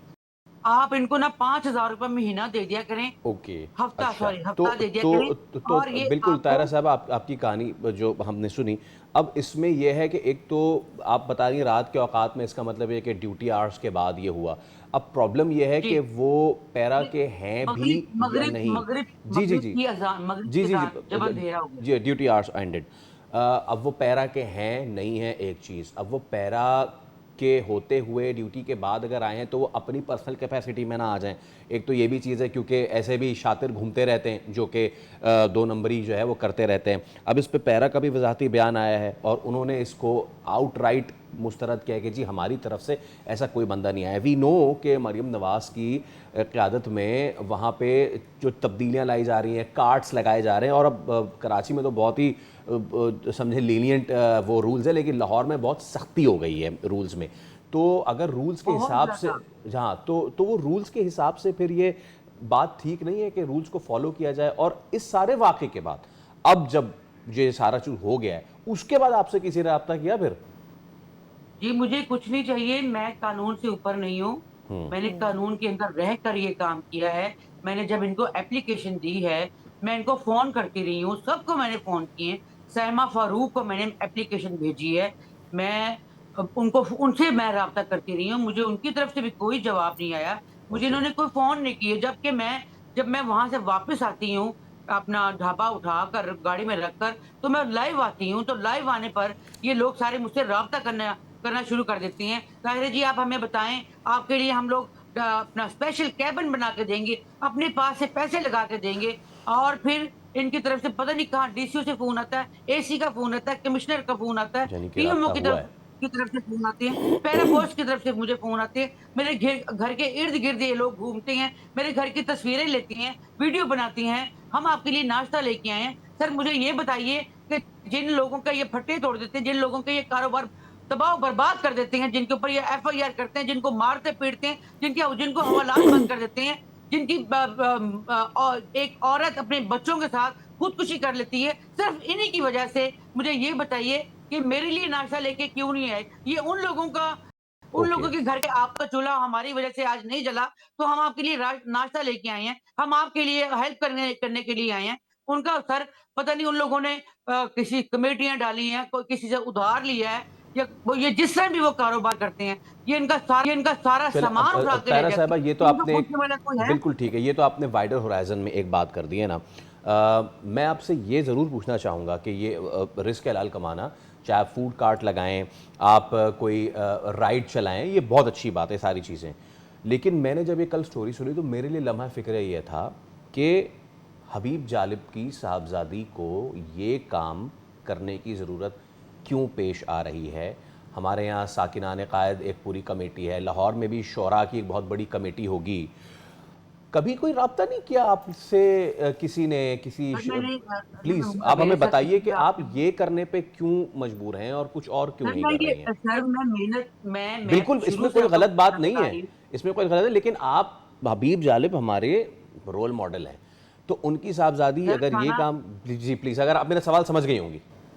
जी, खाना बनाना, ये मेहनत करना कोई बुराई नहीं है। मैं शुरू से ही मैं आपको बता रही हूँ कि मैं पीसीयू समझते हैं ना आप? जी जी जी वो जी 5 रुपए की जो कॉल जी जी करवाया जो अब करते ख़त्म हैं, हो गया है। वो मैं पीसीयू के ऊपर मैंने 2 साल जॉब की है। मैंने मुख्तलिफ ड्राइविंग सेंटर्स पे जॉब की है। मैं सारे काम ये करती आ रही हूँ। आज अगर मैंने ये ढाबा लगाया खाने पकाने का, या मैं दाल चावल बेच रही हूँ, या मैं चाय बेच रही हूँ, इसमें बुराई क्या है? मुझे ये बताएं। इसमें बुराई तो कोई नहीं, मैं मेहनत कर बिल्कुल रही हूँ, कोई अपने बुराई हाथ नहीं। से करके कमा के खाना चाहती हूँ सर। मैं इन ड्राइव चला रही हूँ, मैं पेट्रोल महंगा होने पर ये इंसान का खुददार होना, इज़्ज़त से अपने लिए रोज़ी कमाने में कोई शर्म नहीं है और आप बहुत अच्छे कर रही हैं।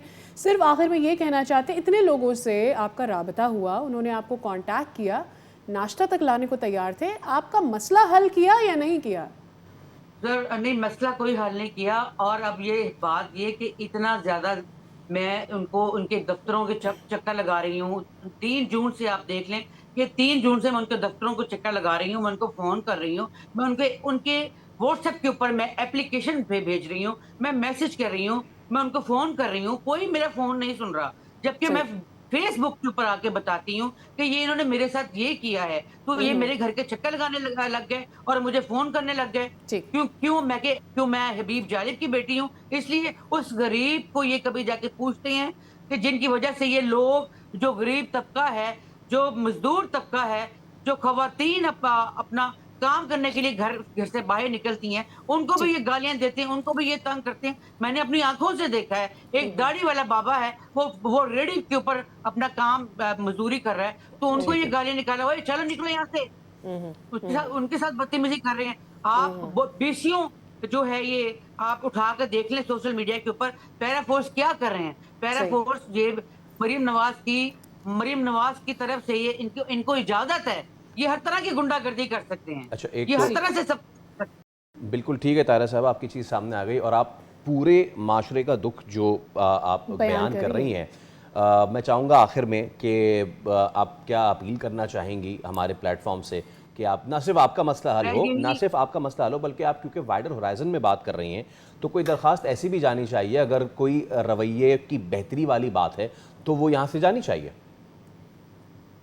सर बात ये है कि अब मैं जो है दोबारा से फिर इन ड्राइव पर ही आऊंगी, या मैं कुछ सोचूंगी कि मैं अब क्या मैं कोई मतलब, अगर देखे मैं एक बात करती हूँ, एप्लीकेशन की बात करती हूँ कि ये लीगल तरीके से नहीं आई, ये इन्होंने एप्लीकेशनें दी। मैं एक सवाल आपके सामने रखती हूँ कि आप मियां शहबाज शरीफ साहब जब सीएम थे, ये जालिब साहब की नज़में पढ़ते थे अपने जलसों में, जालिब साहब की सियासी शायरी का सहारा लेते थे। कभी इन लोगों ने मेरे बाप की ये नज़में पढ़ते हैं, कभी इन्होंने मुझसे इजाजत ली, कभी रिटर्न मुझसे कहा कि मैं हबीब जालिब की नज़में पढ़ने लगा, मुझे इजाजत दे दें आप। मुझसे कभी इजाजत नहीं ली। मैंने तो फिर भी इनको एप्लीकेशन दी, मैंने तो फिर भी सबको फोन किए। मैंने आपको मैंने पहले भी बताया कि परवेज रशीद साहब को मैंने भेजी, साइमा फारूक साहिबा को भेजी, मैंने तो फिर भी इजाजत लेने की देखते कोशिश हैं की। तारा बीबी साहिबा के, क्योंकि हम भी कोशिश करेंगे कि ये चीज़ सॉल्व हो आखिर में और इस तरीके से चीज़ें ना हो। बहुत शुक्रिया, आप मौजूद थी और अपना जो भी मौक़िफ़ है वो सामने रख रही थी। और देख के तकलीफ़ होती है कि वो नामवर शौरा के जिनको पढ़ के हम बड़े हुए हैं, जिनकी वजह से पाकिस्तान में तहरीक जो है वो लोगों को मिलती रही है, अब जब ऐसा होगा तो फिर लोग जो है वो डिमोरलाइज होंगे। हम शौरा की बात कर ही रहे हैं तो अगला शेर मैं पढ़ देता हूँ, उससे आपको अंदाज़ा हो जाएगा कि हम किस अजीम शायर की बात कर रहे हैं। सुना है लोग उसे आँख भर के देखते हैं, सो उसके शहर में कुछ दिन ठहर के देखते हैं। मोहब्बत, तन्हाई और मज़ाहमत को खूबसूरत अल्फाज देने वाले मारूफ शायर अहमद फराज की आज बरसी है। अहमद फराज का असल नाम सैयद अहमद शाह था और वो 12 जनवरी 1931 को कोहाट में पैदा हुए। उन्होंने उर्दू और फ़ारसी अदब में आला तालीम हासिल की और कम उम्री में ही शायरी का आगाज़ कर दिया। अहमद फराज की शायरी में मोहब्बत, हिजर, तन्हाई और रुमान के साथ साथ समाजी नाइंसाफ़ी और सियासी जबर के ख़िलाफ़ भी आवाज़ नुमाया रही।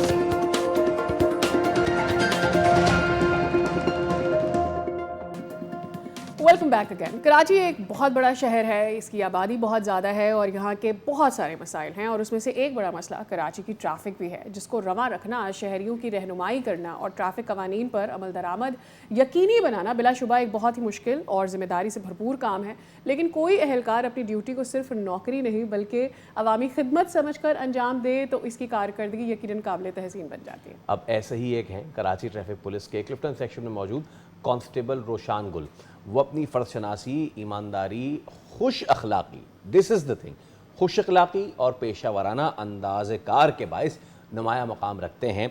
जितने भी लोगों का यहाँ से गुज़र होता है तो ये बाबा जी सबके फेवरेट हैं, एवरीवन्स। तो ये यकीनी बनाते हैं कि ना सिर्फ लोग कानून की अमलदारी करें, लोग खुश अखलाक़ी के साथ ताउन करें। तो ये फ़र्ज़शनासी, उसमें अगर खुश अखलाक़ी की जो है खुश अखलाक़ी को शामिल कर लिया जाए तो ये बहुत ज़बरदस्त बात होती है। अब हौसला अफजाई भी इनकी की गई है और महकमा पुलिस की आला क़यादत ने DIG ट्रैफिक कराची की जानिब से कांस्टेबल रोशान गुल को उनकी बेहतरीन कारकर्दगी पर तारीफ़ी असनाद भी दिया गया है और इनाम से भी नवाजा जा चुका है। तो चलिए, रोशान गुल साहब हमारे साथ मौजूद हैं, हम उनसे आज बात करते हैं। अस्सलाम वालेकुम गुल साहब, और सबसे पहले तो बहुत शुक्रिया, आप इतने माशाल्लाह एक्टिव हैं और आपकी खुश अखलाक़ी और ड्यूटी की तारीफ़ें तो सोशल मीडिया पे उस पर चर्चे। कुछ अपने बारे में बताइए, और इतनी मतलब कि उम्र में भी आप इतने एक्टिव कैसे रह लेते हैं? इतने जवान और इतने एक्टिव हैं आप। बिस्मिल्लाहिर्रहमानिर्रहीम।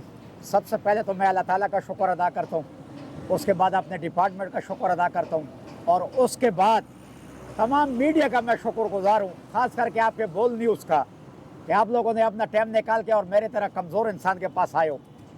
तो और दूसरी बात यह है कि जो कुछ भी है ना, ये सारा अल्लाह की तरफ से होता है। और मैं तो ये सोचता हूँ कि मेरे साथ तो माँ बाप की दुआएं हैं और आवाम की दुआएं और अल्लाह ताला की करम नवाजी है। बाकी तो आप पता है इस उम्र में जो है ना, उम्र मेरी अभी है अल्हम्दुलिल्लाह, मैं अभी 57 में जा रहा हूँ, तो इंशाल्लाह आप कुछ साल देखते रहोगे। हम आपको देखते रहेंगे और आपकी जो एनर्जी है वो हमारे पूरे स्टूडियो में फैल गई है, तो बहुत शुक्रिया आपके वक्त के लिए। ट्रैफिक पुलिस में कितने अरसे से आप खिदमात सर अंजाम दे रहे हैं और ड्यूटी के दौरान इतना फाल और मुस्तैद रहने का आपका जज्बा आपको कहाँ से मिलता है? इतनी गर्मी होती है कराची शहर में, तो जितना ट्रैफिक है वैसे ही मूड ऑफ हो जाता है। यार अल्हम्दुलिल्लाह, शुक्र है उस मालिक का। मैं तो सन 2000 से ट्रैफिक पुलिस में हूँ, यानी वाइट यूनिफॉर्म में आया हूँ। तो मुख्तलिफ कराची के मुख्तलिफ जगहों पे मैं रहा हूँ, लेकिन ये जो बोर्डबेसन है ना हमारा, बोर्डबेसन ने मुझे रोक लिया और समझो कि भी ऐसे मुझे इश्क है। आपने देख लिया ना, अवाम को भी देख लिया, रोड भी देख लिया, आप तो ये इश्क मुझे जो है ना यहाँ मौम कर देता है ना। मैं घर में इस तरह नहीं होता, घर में इस तरह नहीं होता, लेकिन जब ये यूनिफॉर्म पहन लेता हूँ फिर अपने आप को चेंज कर लेता हूँ ना। जब भी हम आवाम की खिदमत के लिए जा रहे हैं तो इंशाल्लाह सद के दिल से, खलूस नीयत से और प्यार से आवाम की खिदमत करेंगे। अच्छा, पर्सनल एक्सपीरियंस भी रहा है मेरा। तो आप ट्रैफिक कंट्रोल करने के साथ साथ जो शहरी हैं उनको कवानीन की आगाही भी देते हैं, इसकी ज़रूरत आपको क्यों पेश आई, क्यों?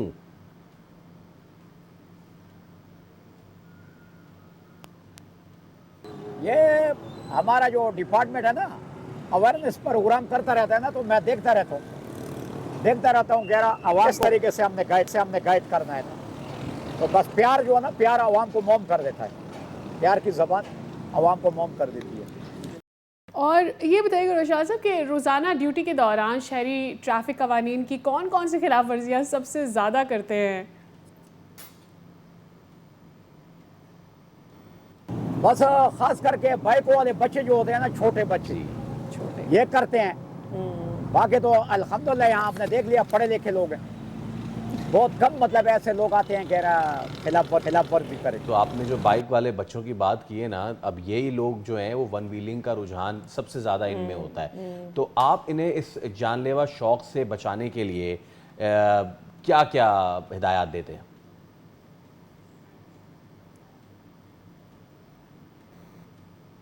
यार मैं तो बच्चों के साथ साथ इनके वालिदैन को भी अर्ज करूंगा तेरा बच्चों को जब भी बच्चों को चाबी दे तो हिदायत करके दे। अगर छोटा बच्चा है तो उसको तो चाबी दे ही नहीं, बाइक उसको दे ही नहीं, क्योंकि ज्यादातर यही हादसे बाइकों के होते हैं।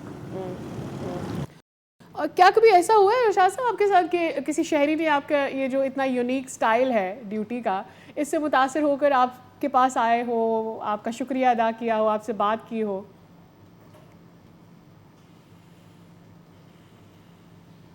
बड़े प्यारे प्यारे कमेंट्स मैं देखता हूँ ना, अपना मोबाइल जब देखता हूँ तो आवाम के कमेंट्स पढ़ता हूँ तो बड़ा दिल खुश होता है। तो ये मैं आपके कैमरे के जरिए पूरे आवाम को मैं दोनों हाथों से सल्यूट करता हूँ, जो प्यारे प्यारे कमेंट्स करते हैं और जो मेरे से मोहब्बत करते हैं। अच्छा रोशान साहब, आपकी जो इतनी ज़बरदस्त कारकर्दगी है उसमें महकमा ट्रैफिक ने आपको CC2 सर्टिफिकेट और इनाम भी दिया। ये एजाज़ जो आपको मिला है, तो कैसे जज्बात हैं आपके और आइंदा के लिए क्या आज़म है आपका?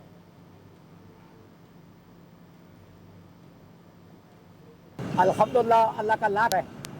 ये सर्टिफिकेट और मेडल और मुझे अवार्ड भी मिला हुआ है, और अगर आप मुझे बता दे तो मैं ले आता इधर आपके कैमरे के आगे दिखाता, आप गिनती करते, तो मैं डिपार्टमेंट का और अपने सीनियर का बड़ा शुक्र अदा करता हूँ कि उन्होंने मुझे इस काबिल समझा।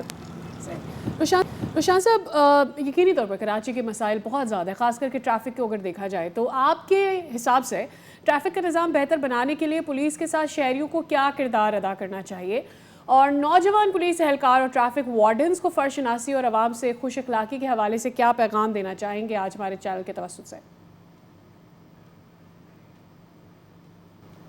बस मैं तो यही मैसेज दूंगा अपने नौजवानों को, अपने भाइयों को, कि प्यार की ज़बान जो है ना सब कुछ है।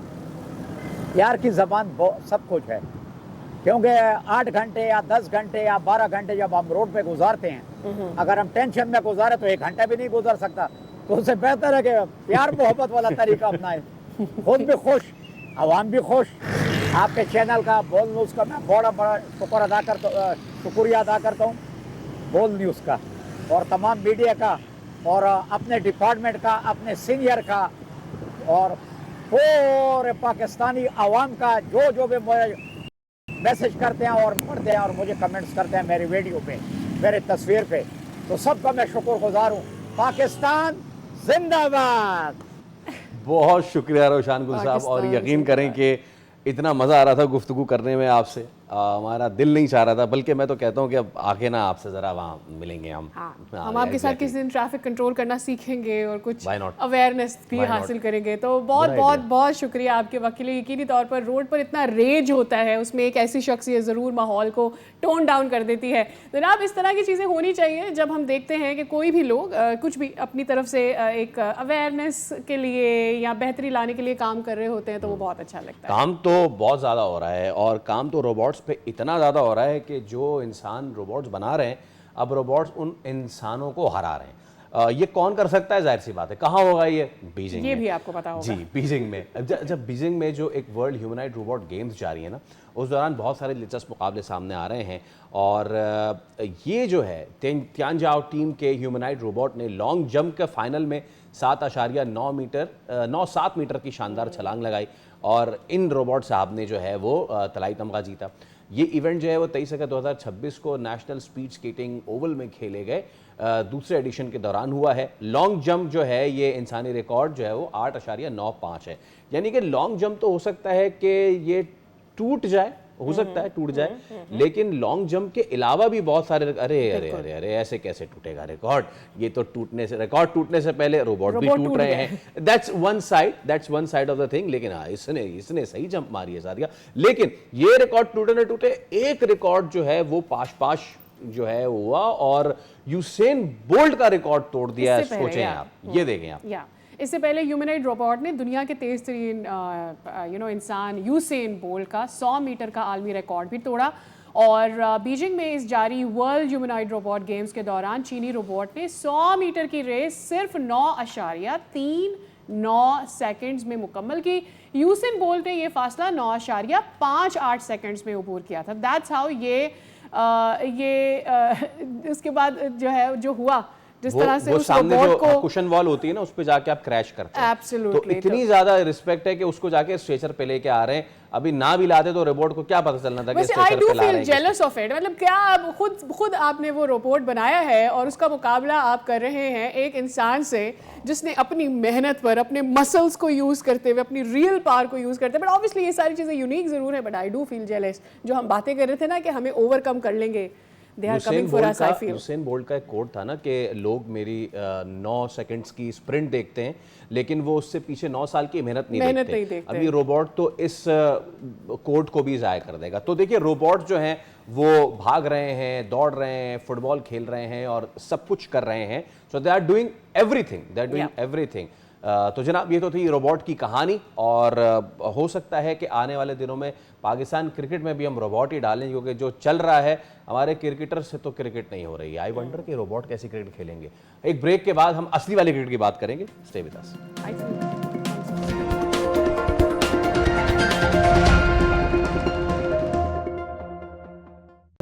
Welcome back again. ब्रेक पर जाने से पहले हम कुछ रोबोट्स की बात कर रहे थे, वो तो अवेलेबल नहीं है, तो चलें अब क्रिकेट में असल प्लेयर्स की बात कर लेते हैं। हेडिंग्ले टेस्ट में शर्मनाक शिकस्त के बाद पाकिस्तान टीम में तब्दीलियों के बारे में गौर हो रहा था, और ऐसे में अब ये भी बात की जा रही है कि बाबर आजम जो कि इंजरी में थे और इंजरी से वो कम बैक कर रहे हैं, इस टेस्ट के लिए वो अवेलेबल हैं। लेकिन इसी बीच में जो सोशल मीडिया पर इस वक्त बाज़गश्त नज़र आ रही है, I think that is going to be part of our discussion today as well, वो ये कि क्या वाकई बाबर आजम इंजर्ड थे। हाउ समबडी, ये बात की जा रही है कि उनसे किसी ने सवाल किया कि जी क्या आपको इंजरी हुई है, और उन्होंने कहा नहीं मेरी उंगली ठीक है। फिर उनसे सवाल किया गया कि वो क्यों टीम में शामिल नहीं थे, जिसका उन्होंने जवाब नहीं दिया। तो जनाब, ये सारी सूरत हाल है। We are heading towards the next Lord's test. कितने तैयार हैं हम, इस पर बात कर लेते हैं। सैयद मोहम्मद अवैस, पोस्ट जर्नलिस्ट, हमारे साथ मौजूद हैं। अवैस भाई, अस्सलाम वालेकुम, सुबह बखैर, बहुत बहुत शुक्रिया आपके वक्त के लिए। अवैस भाई, फर्स्ट थिंग फर्स्ट, एक तो हमें समझना है कि कौन कौन से चेंजेस किए जा रहे हैं, and secondly, do you know about ये जो स्पेकुलेशन हो रही है बाबर आजम की इंजरी के हवाले से कि उनकी उंगली में इंजरी थी, नहीं थी, क्यों उन्हें ड्रॉप किया गया, क्या वो खुद बैठ गए, नहीं खेलना चाहते थे, what was the story behind it? नहीं, बाबर आजम की तो जो मुझे भी अपडेट थी कि उसको इंजरी हुई थी और उसने प्रैक्टिस सेशन में अभी भी हिस्सा नहीं लिया। प्रैक्टिस सेशन शायद आज या कल से स्टार्ट है जिसमें वो हिस्सा लेंगे। उनकी इंजरी तो मामला था। बाकी स्क्वाड की अगर बात करें, देखें इतने बड़े जब आप टेस्ट मैच के अंदर होते हैं, खास करके जब आपके पास सिचुएशन ऐसी हो कि यहाँ से आप हार नहीं सकते, पहले ही आपके ऊपर बहुत ज्यादा तनकीद हो रही, तो ज्यादा आप चॉप्स एंड चेंजेस नहीं करते टीम के अंदर। मुझे जहाँ तक हाथ फील होती है कि आप किसी को नॉर्थ से आप ट्रैवल करें, कुछ कंडीशंस जो कि एशियन कंडीशंस टाइप होती हैं, लॉस की विकेट आपको पता है बैट्समैन को भी ज्यादा सपोर्ट करती है, स्पिनर्स भी वहाँ पर कहीं ना कहीं डोमिनेट करते हैं। तो आपके पास दो चेंजेस इस वक्त मुतवक्की होंगी कि अगर बाबर आजम खेलते हैं तो आई फील के सलमान अली आगा को आपको रेस्ट देना पड़ेगा, क्योंकि कोई प्लेयर जो साइकोलॉजिकली जितना इस वक्त वो शेक हो चुके हैं उनकी परफॉर्मेंस की वजह से, क्योंकि विद द बॉल उनको ऐसा कोई आप ज्यादा यूज नहीं कर रहे, बैटिंग के अंदर वो फ्लॉप होते हुए जा रहे हैं, तो उनको रेस्ट की जरूरत होगी। तो बाबर आजम शायद वापस आएंगे इसकी जगह पे। और अगर आप बॉलिंग ऑप्शन की बात करें तो आई फील खुरम शहजाद को बिठा के तो ये साजिद खान को खिलाएंगे, क्योंकि साजिद खान एक ऐसा कि कुछ टीम्स के अंदर एक ऐसे प्लेयर होते हैं ना जो कि अपनी परफॉर्मेंस अपनी जगह होती है, लेकिन एक वो कैरेक्टर की वजह से भी टीम में खेलता है। साजिद खान ने वेस्ट इंडीज सीरीज के अंदर वो बताया भी है। बैटिंग के अंदर आप डाउन दी ऑर्डर जाके देख लें, उनका जो एग्रेसिव अप्रोच है, मैं खुद फील कभी करता हूँ कि वो ऐसा यूटिलिटी क्रिकेटर है जिसको आप तीनों फॉर्मेट्स में यूज कर सकते हैं। लेकिन ऑब्वियसली वो माइंडसेट एक मैनेजमेंट का है, वो किस तरीके से स्पीक को चला रही है, लेकिन मुश्किलात जरूर है क्योंकि इंग्लिश मीडिया बहुत शदीद, आपको पता है, इस वक्त तनकीद भी पाकिस्तान टीम पे कर रहा है। दिनेश कार्तिक खुद बैठे हुए थे कमेंट्री पे, उन्होंने बात की बाबर आजम का टीम के अंदर आना कितना इंपॉर्टेंट होगा, लेकिन दूसरे एंड पे एक और भी ध्यान में रखना है कि कितने प्रेशर में बाबर आजम आएंगे, क्योंकि जिस वक्त वो वापस आएंगे वो कप्तान है और उन्होंने एक example lead from the front एक सेट करनी है, क्योंकि खुद की परफॉर्मेंस की बात करें या टीम की परफॉर्मेंस की बात करें, वो बहुत सी चीजें दिमाग में चल रही होती है जो कि साइकोलॉजिकल प्रेशर भी आप पर डालती हैं। लेट्स सी कि पाकिस्तान कैसे वापस आता है, अल्लाह करे हम अच्छा वापस आए, क्योंकि इस वक्त जो सूरत हाल पाकिस्तान टीम की, ऑब्वियसली तीनों फॉर्मेट्स की बात करूं तो आप मुश्किलात के अंदर नजर आते हैं। इंग्लैंड ने पिछले मैच के अंदर अच्छी परफॉर्मेंसेस दिखाई हैं, उनकी भी कोई टीम आपको पता है सदर सेटल नहीं है, वो भी साथ जो सदर चल रही है, अल्लाह करे कि हम अच्छा परफॉर्म करें। जब हम बात करते हैं टेस्ट मैच जीतने की, तो आप टेस्ट मैच जीतते हैं मुखालिफ टीम को 2 बार आउट करके। हमारे क्या चांसेस हैं इस बॉलिंग अटैक के साथ 20 विकेटें लेना इंग्लैंड की, जिसमें रूट से लेके ब्रूक और दीगर बैट्समैन हैं जो ख़ास तौर पे फर्स्ट टेस्ट में हमने परफॉर्मेंस इनकी देख ली है। देखिए, बॉलिंग यूनिट का इससे पहले भी सवाल बहुत दफा हो चुका है, खुद भी डिस्कस करते हुए अपने प्रोग्राम में आएंगे। आपकी बॉलिंग यूनिट के अंदर मसला तो है, आपके पास ऐसा कोई बॉलर नजर नहीं आता जो कि आप बात करें ना कि आपको वो 10 विकेट लेके, फास्ट बॉलर की बात करो या आपकी तो हंट इन पेस की बात करें, पास ठीक है, वो एक अपना एक और रखते हैं इंग्लैंड के अंदर, कंडीशंस में खेलते हैं, उनको बेहतर पता है, उनकी परफॉर्मेंस भी बहुत अच्छी है, लेकिन अकेला एक फास्ट बॉलर एक एंड से क्या करेगा? जब हंट इन पेस की बात होती है दूसरे एंड से भी तो आपको पता चाहिए ना। अनफॉर्चुनेटली वो आपको नजर नहीं आता। तीसरा, आपके पास टेरवे क्विक नाम का एक अल्फाज होता था, वो तो बिल्कुल खत्म हो चुका है। कितने सालों से अब आपके पास टेरवे क्विक नाम की अरे अवैस भाई, अगर आपने ये बात कर ही दी है तो चलिए हम इस पे भी बात कर लेते हैं। इस बीमारी का इलाज जो है वो पीसीबी कर रहा है। 12 फास्ट बॉलर्स, 8 स्पिनर्स में तो पुराने वाले भी हैं, लेकिन इन 12 फास्ट बॉलर्स को हंट किया है हमने, और इसमें जनाब कुछ तो हसनैन भी हैं, उन पे भी काम है, लेकिन बताया जा रहा है कि जंग से एक बॉलर है क़य्यूम खान जो 150 प्लस मार रहे हैं, इसके अलावा 145 वाले भी हैं। तो क्या हम देख रहे हैं कि अब जो हम टेरवे क्विक की बात कर रहे थे उसका मसला हल होने जा रहा है या फिर नहीं? देखिए, अयूब खान की, ऑब्वियसली वो यंगस्टर लड़का है, उसका दिल तो नहीं, मैं लाइक उसका डिसहार्टनिंग कर रहे हैं, अच्छा करे, अल्लाह करे वो परफॉर्म करे। ऐसा फास्ट बॉलर दो चीजें होती हैं, आपका फास्ट बॉलर कितना कंसिस्टेंट उस पेस को हिट करता है। देखिए, एक दो पेस निकालना 150 के ऊपर, मैं ये चीज को समझने वाली बात है, कुछ लोग नहीं समझते। हम कह रहे हैं 150 का फास्ट बॉलर मिल गया, मैं फिर बात करता हूँ कंसिस्टेंसी कितनी हिट वो कर रहा है। 145, 146, 147 को क्या वो हिट कर रहा है, जो टेरवे क्विक की बात हम करते हैं। दूसरा, कुछ फास्ट बॉलर्स होते हैं जब वो अंडर 17, अंडर 19 से आते हैं, उनको अगर आप सीमेंट विकेट के ऊपर लेके आते हो या एस्ट्रो टर्फ के ऊपर लेके आते हो, वहां पर उनकी जो पेस है वो अच्छी वाली होती है, 148, 149। जहां पर आप लेके आते हो उनको खास करके विकेट्स के ऊपर जो डेड विकेट होगी, जहां पर इतना सपोर्ट फास्ट बॉलर्स के लिए नहीं होगा, या टफ विकेट की बात कर लें, वहां पर आपकी जान लगती है, वहां पता लगता है कि बॉलर के अंदर कंसिस्टेंसी कितनी ज्यादा है। ये कोई नई चीज नहीं है, हम कभी मजाक से भी कहते थे ना कि ईंट उठाओ तो हर ईंट के नीचे आपको पाकिस्तान में 150+ का फास्ट बॉलर मिलेगा। आपके पास बॉलर्स मौजूद थे। आप इससे पहले PSL में चले जाएं, इस PSL की बात नहीं कर रहा, पिछले PSL की आपको याद हो, अंडर 19 का एक फास्ट बॉलर था जिशान लंबा सा लड़का था, वो किधर गया? वो आपने गायब ही कर दिया ना अचानक। सर वो वापडा के लिए खेल रहा था एंड ही हैज वैनिश्ड। एक और आप लड़के की बात करें, उसका भी नाम जिशान था, इस्लामाबाद यूनाइटेड खेला था, आपको याद हो 145 143 था, इंजर्ड हुआ, वो कहाँ चला गया? तीसरा मूसा खान की बात करें, वो लड़का कहाँ चला गया जो उसने भी अपना हैट्रिक भी लिया? और फिर बहुत शुक्रिया अवैस भाई आपके वक्त के लिए। यकीनी तौर पर बात यह है कि आप जितने भी करा रहे हैं, जितने भी आप बॉलर्स लेकर आ रहे हैं, अगर आप उनकी ग्राउंड लेवल पर उनको प्रोटेक्ट नहीं कर रहे हैं, उनकी फिजिकल फिटनेस को नहीं देख रहे हैं, तो इवेंचुअली हमारे साथ वही होता है जो इस वक्त शाहीन शाह अफरीदी के साथ हम देख रहे हैं कि हो रहा है। वेल, इसके साथ ही हमें शो का करना है इख्तिताम। मुलाकात होगी अब हमारी आपसे कल। हमें दीजिए इजाज़त। खुदा हाफ़िज़।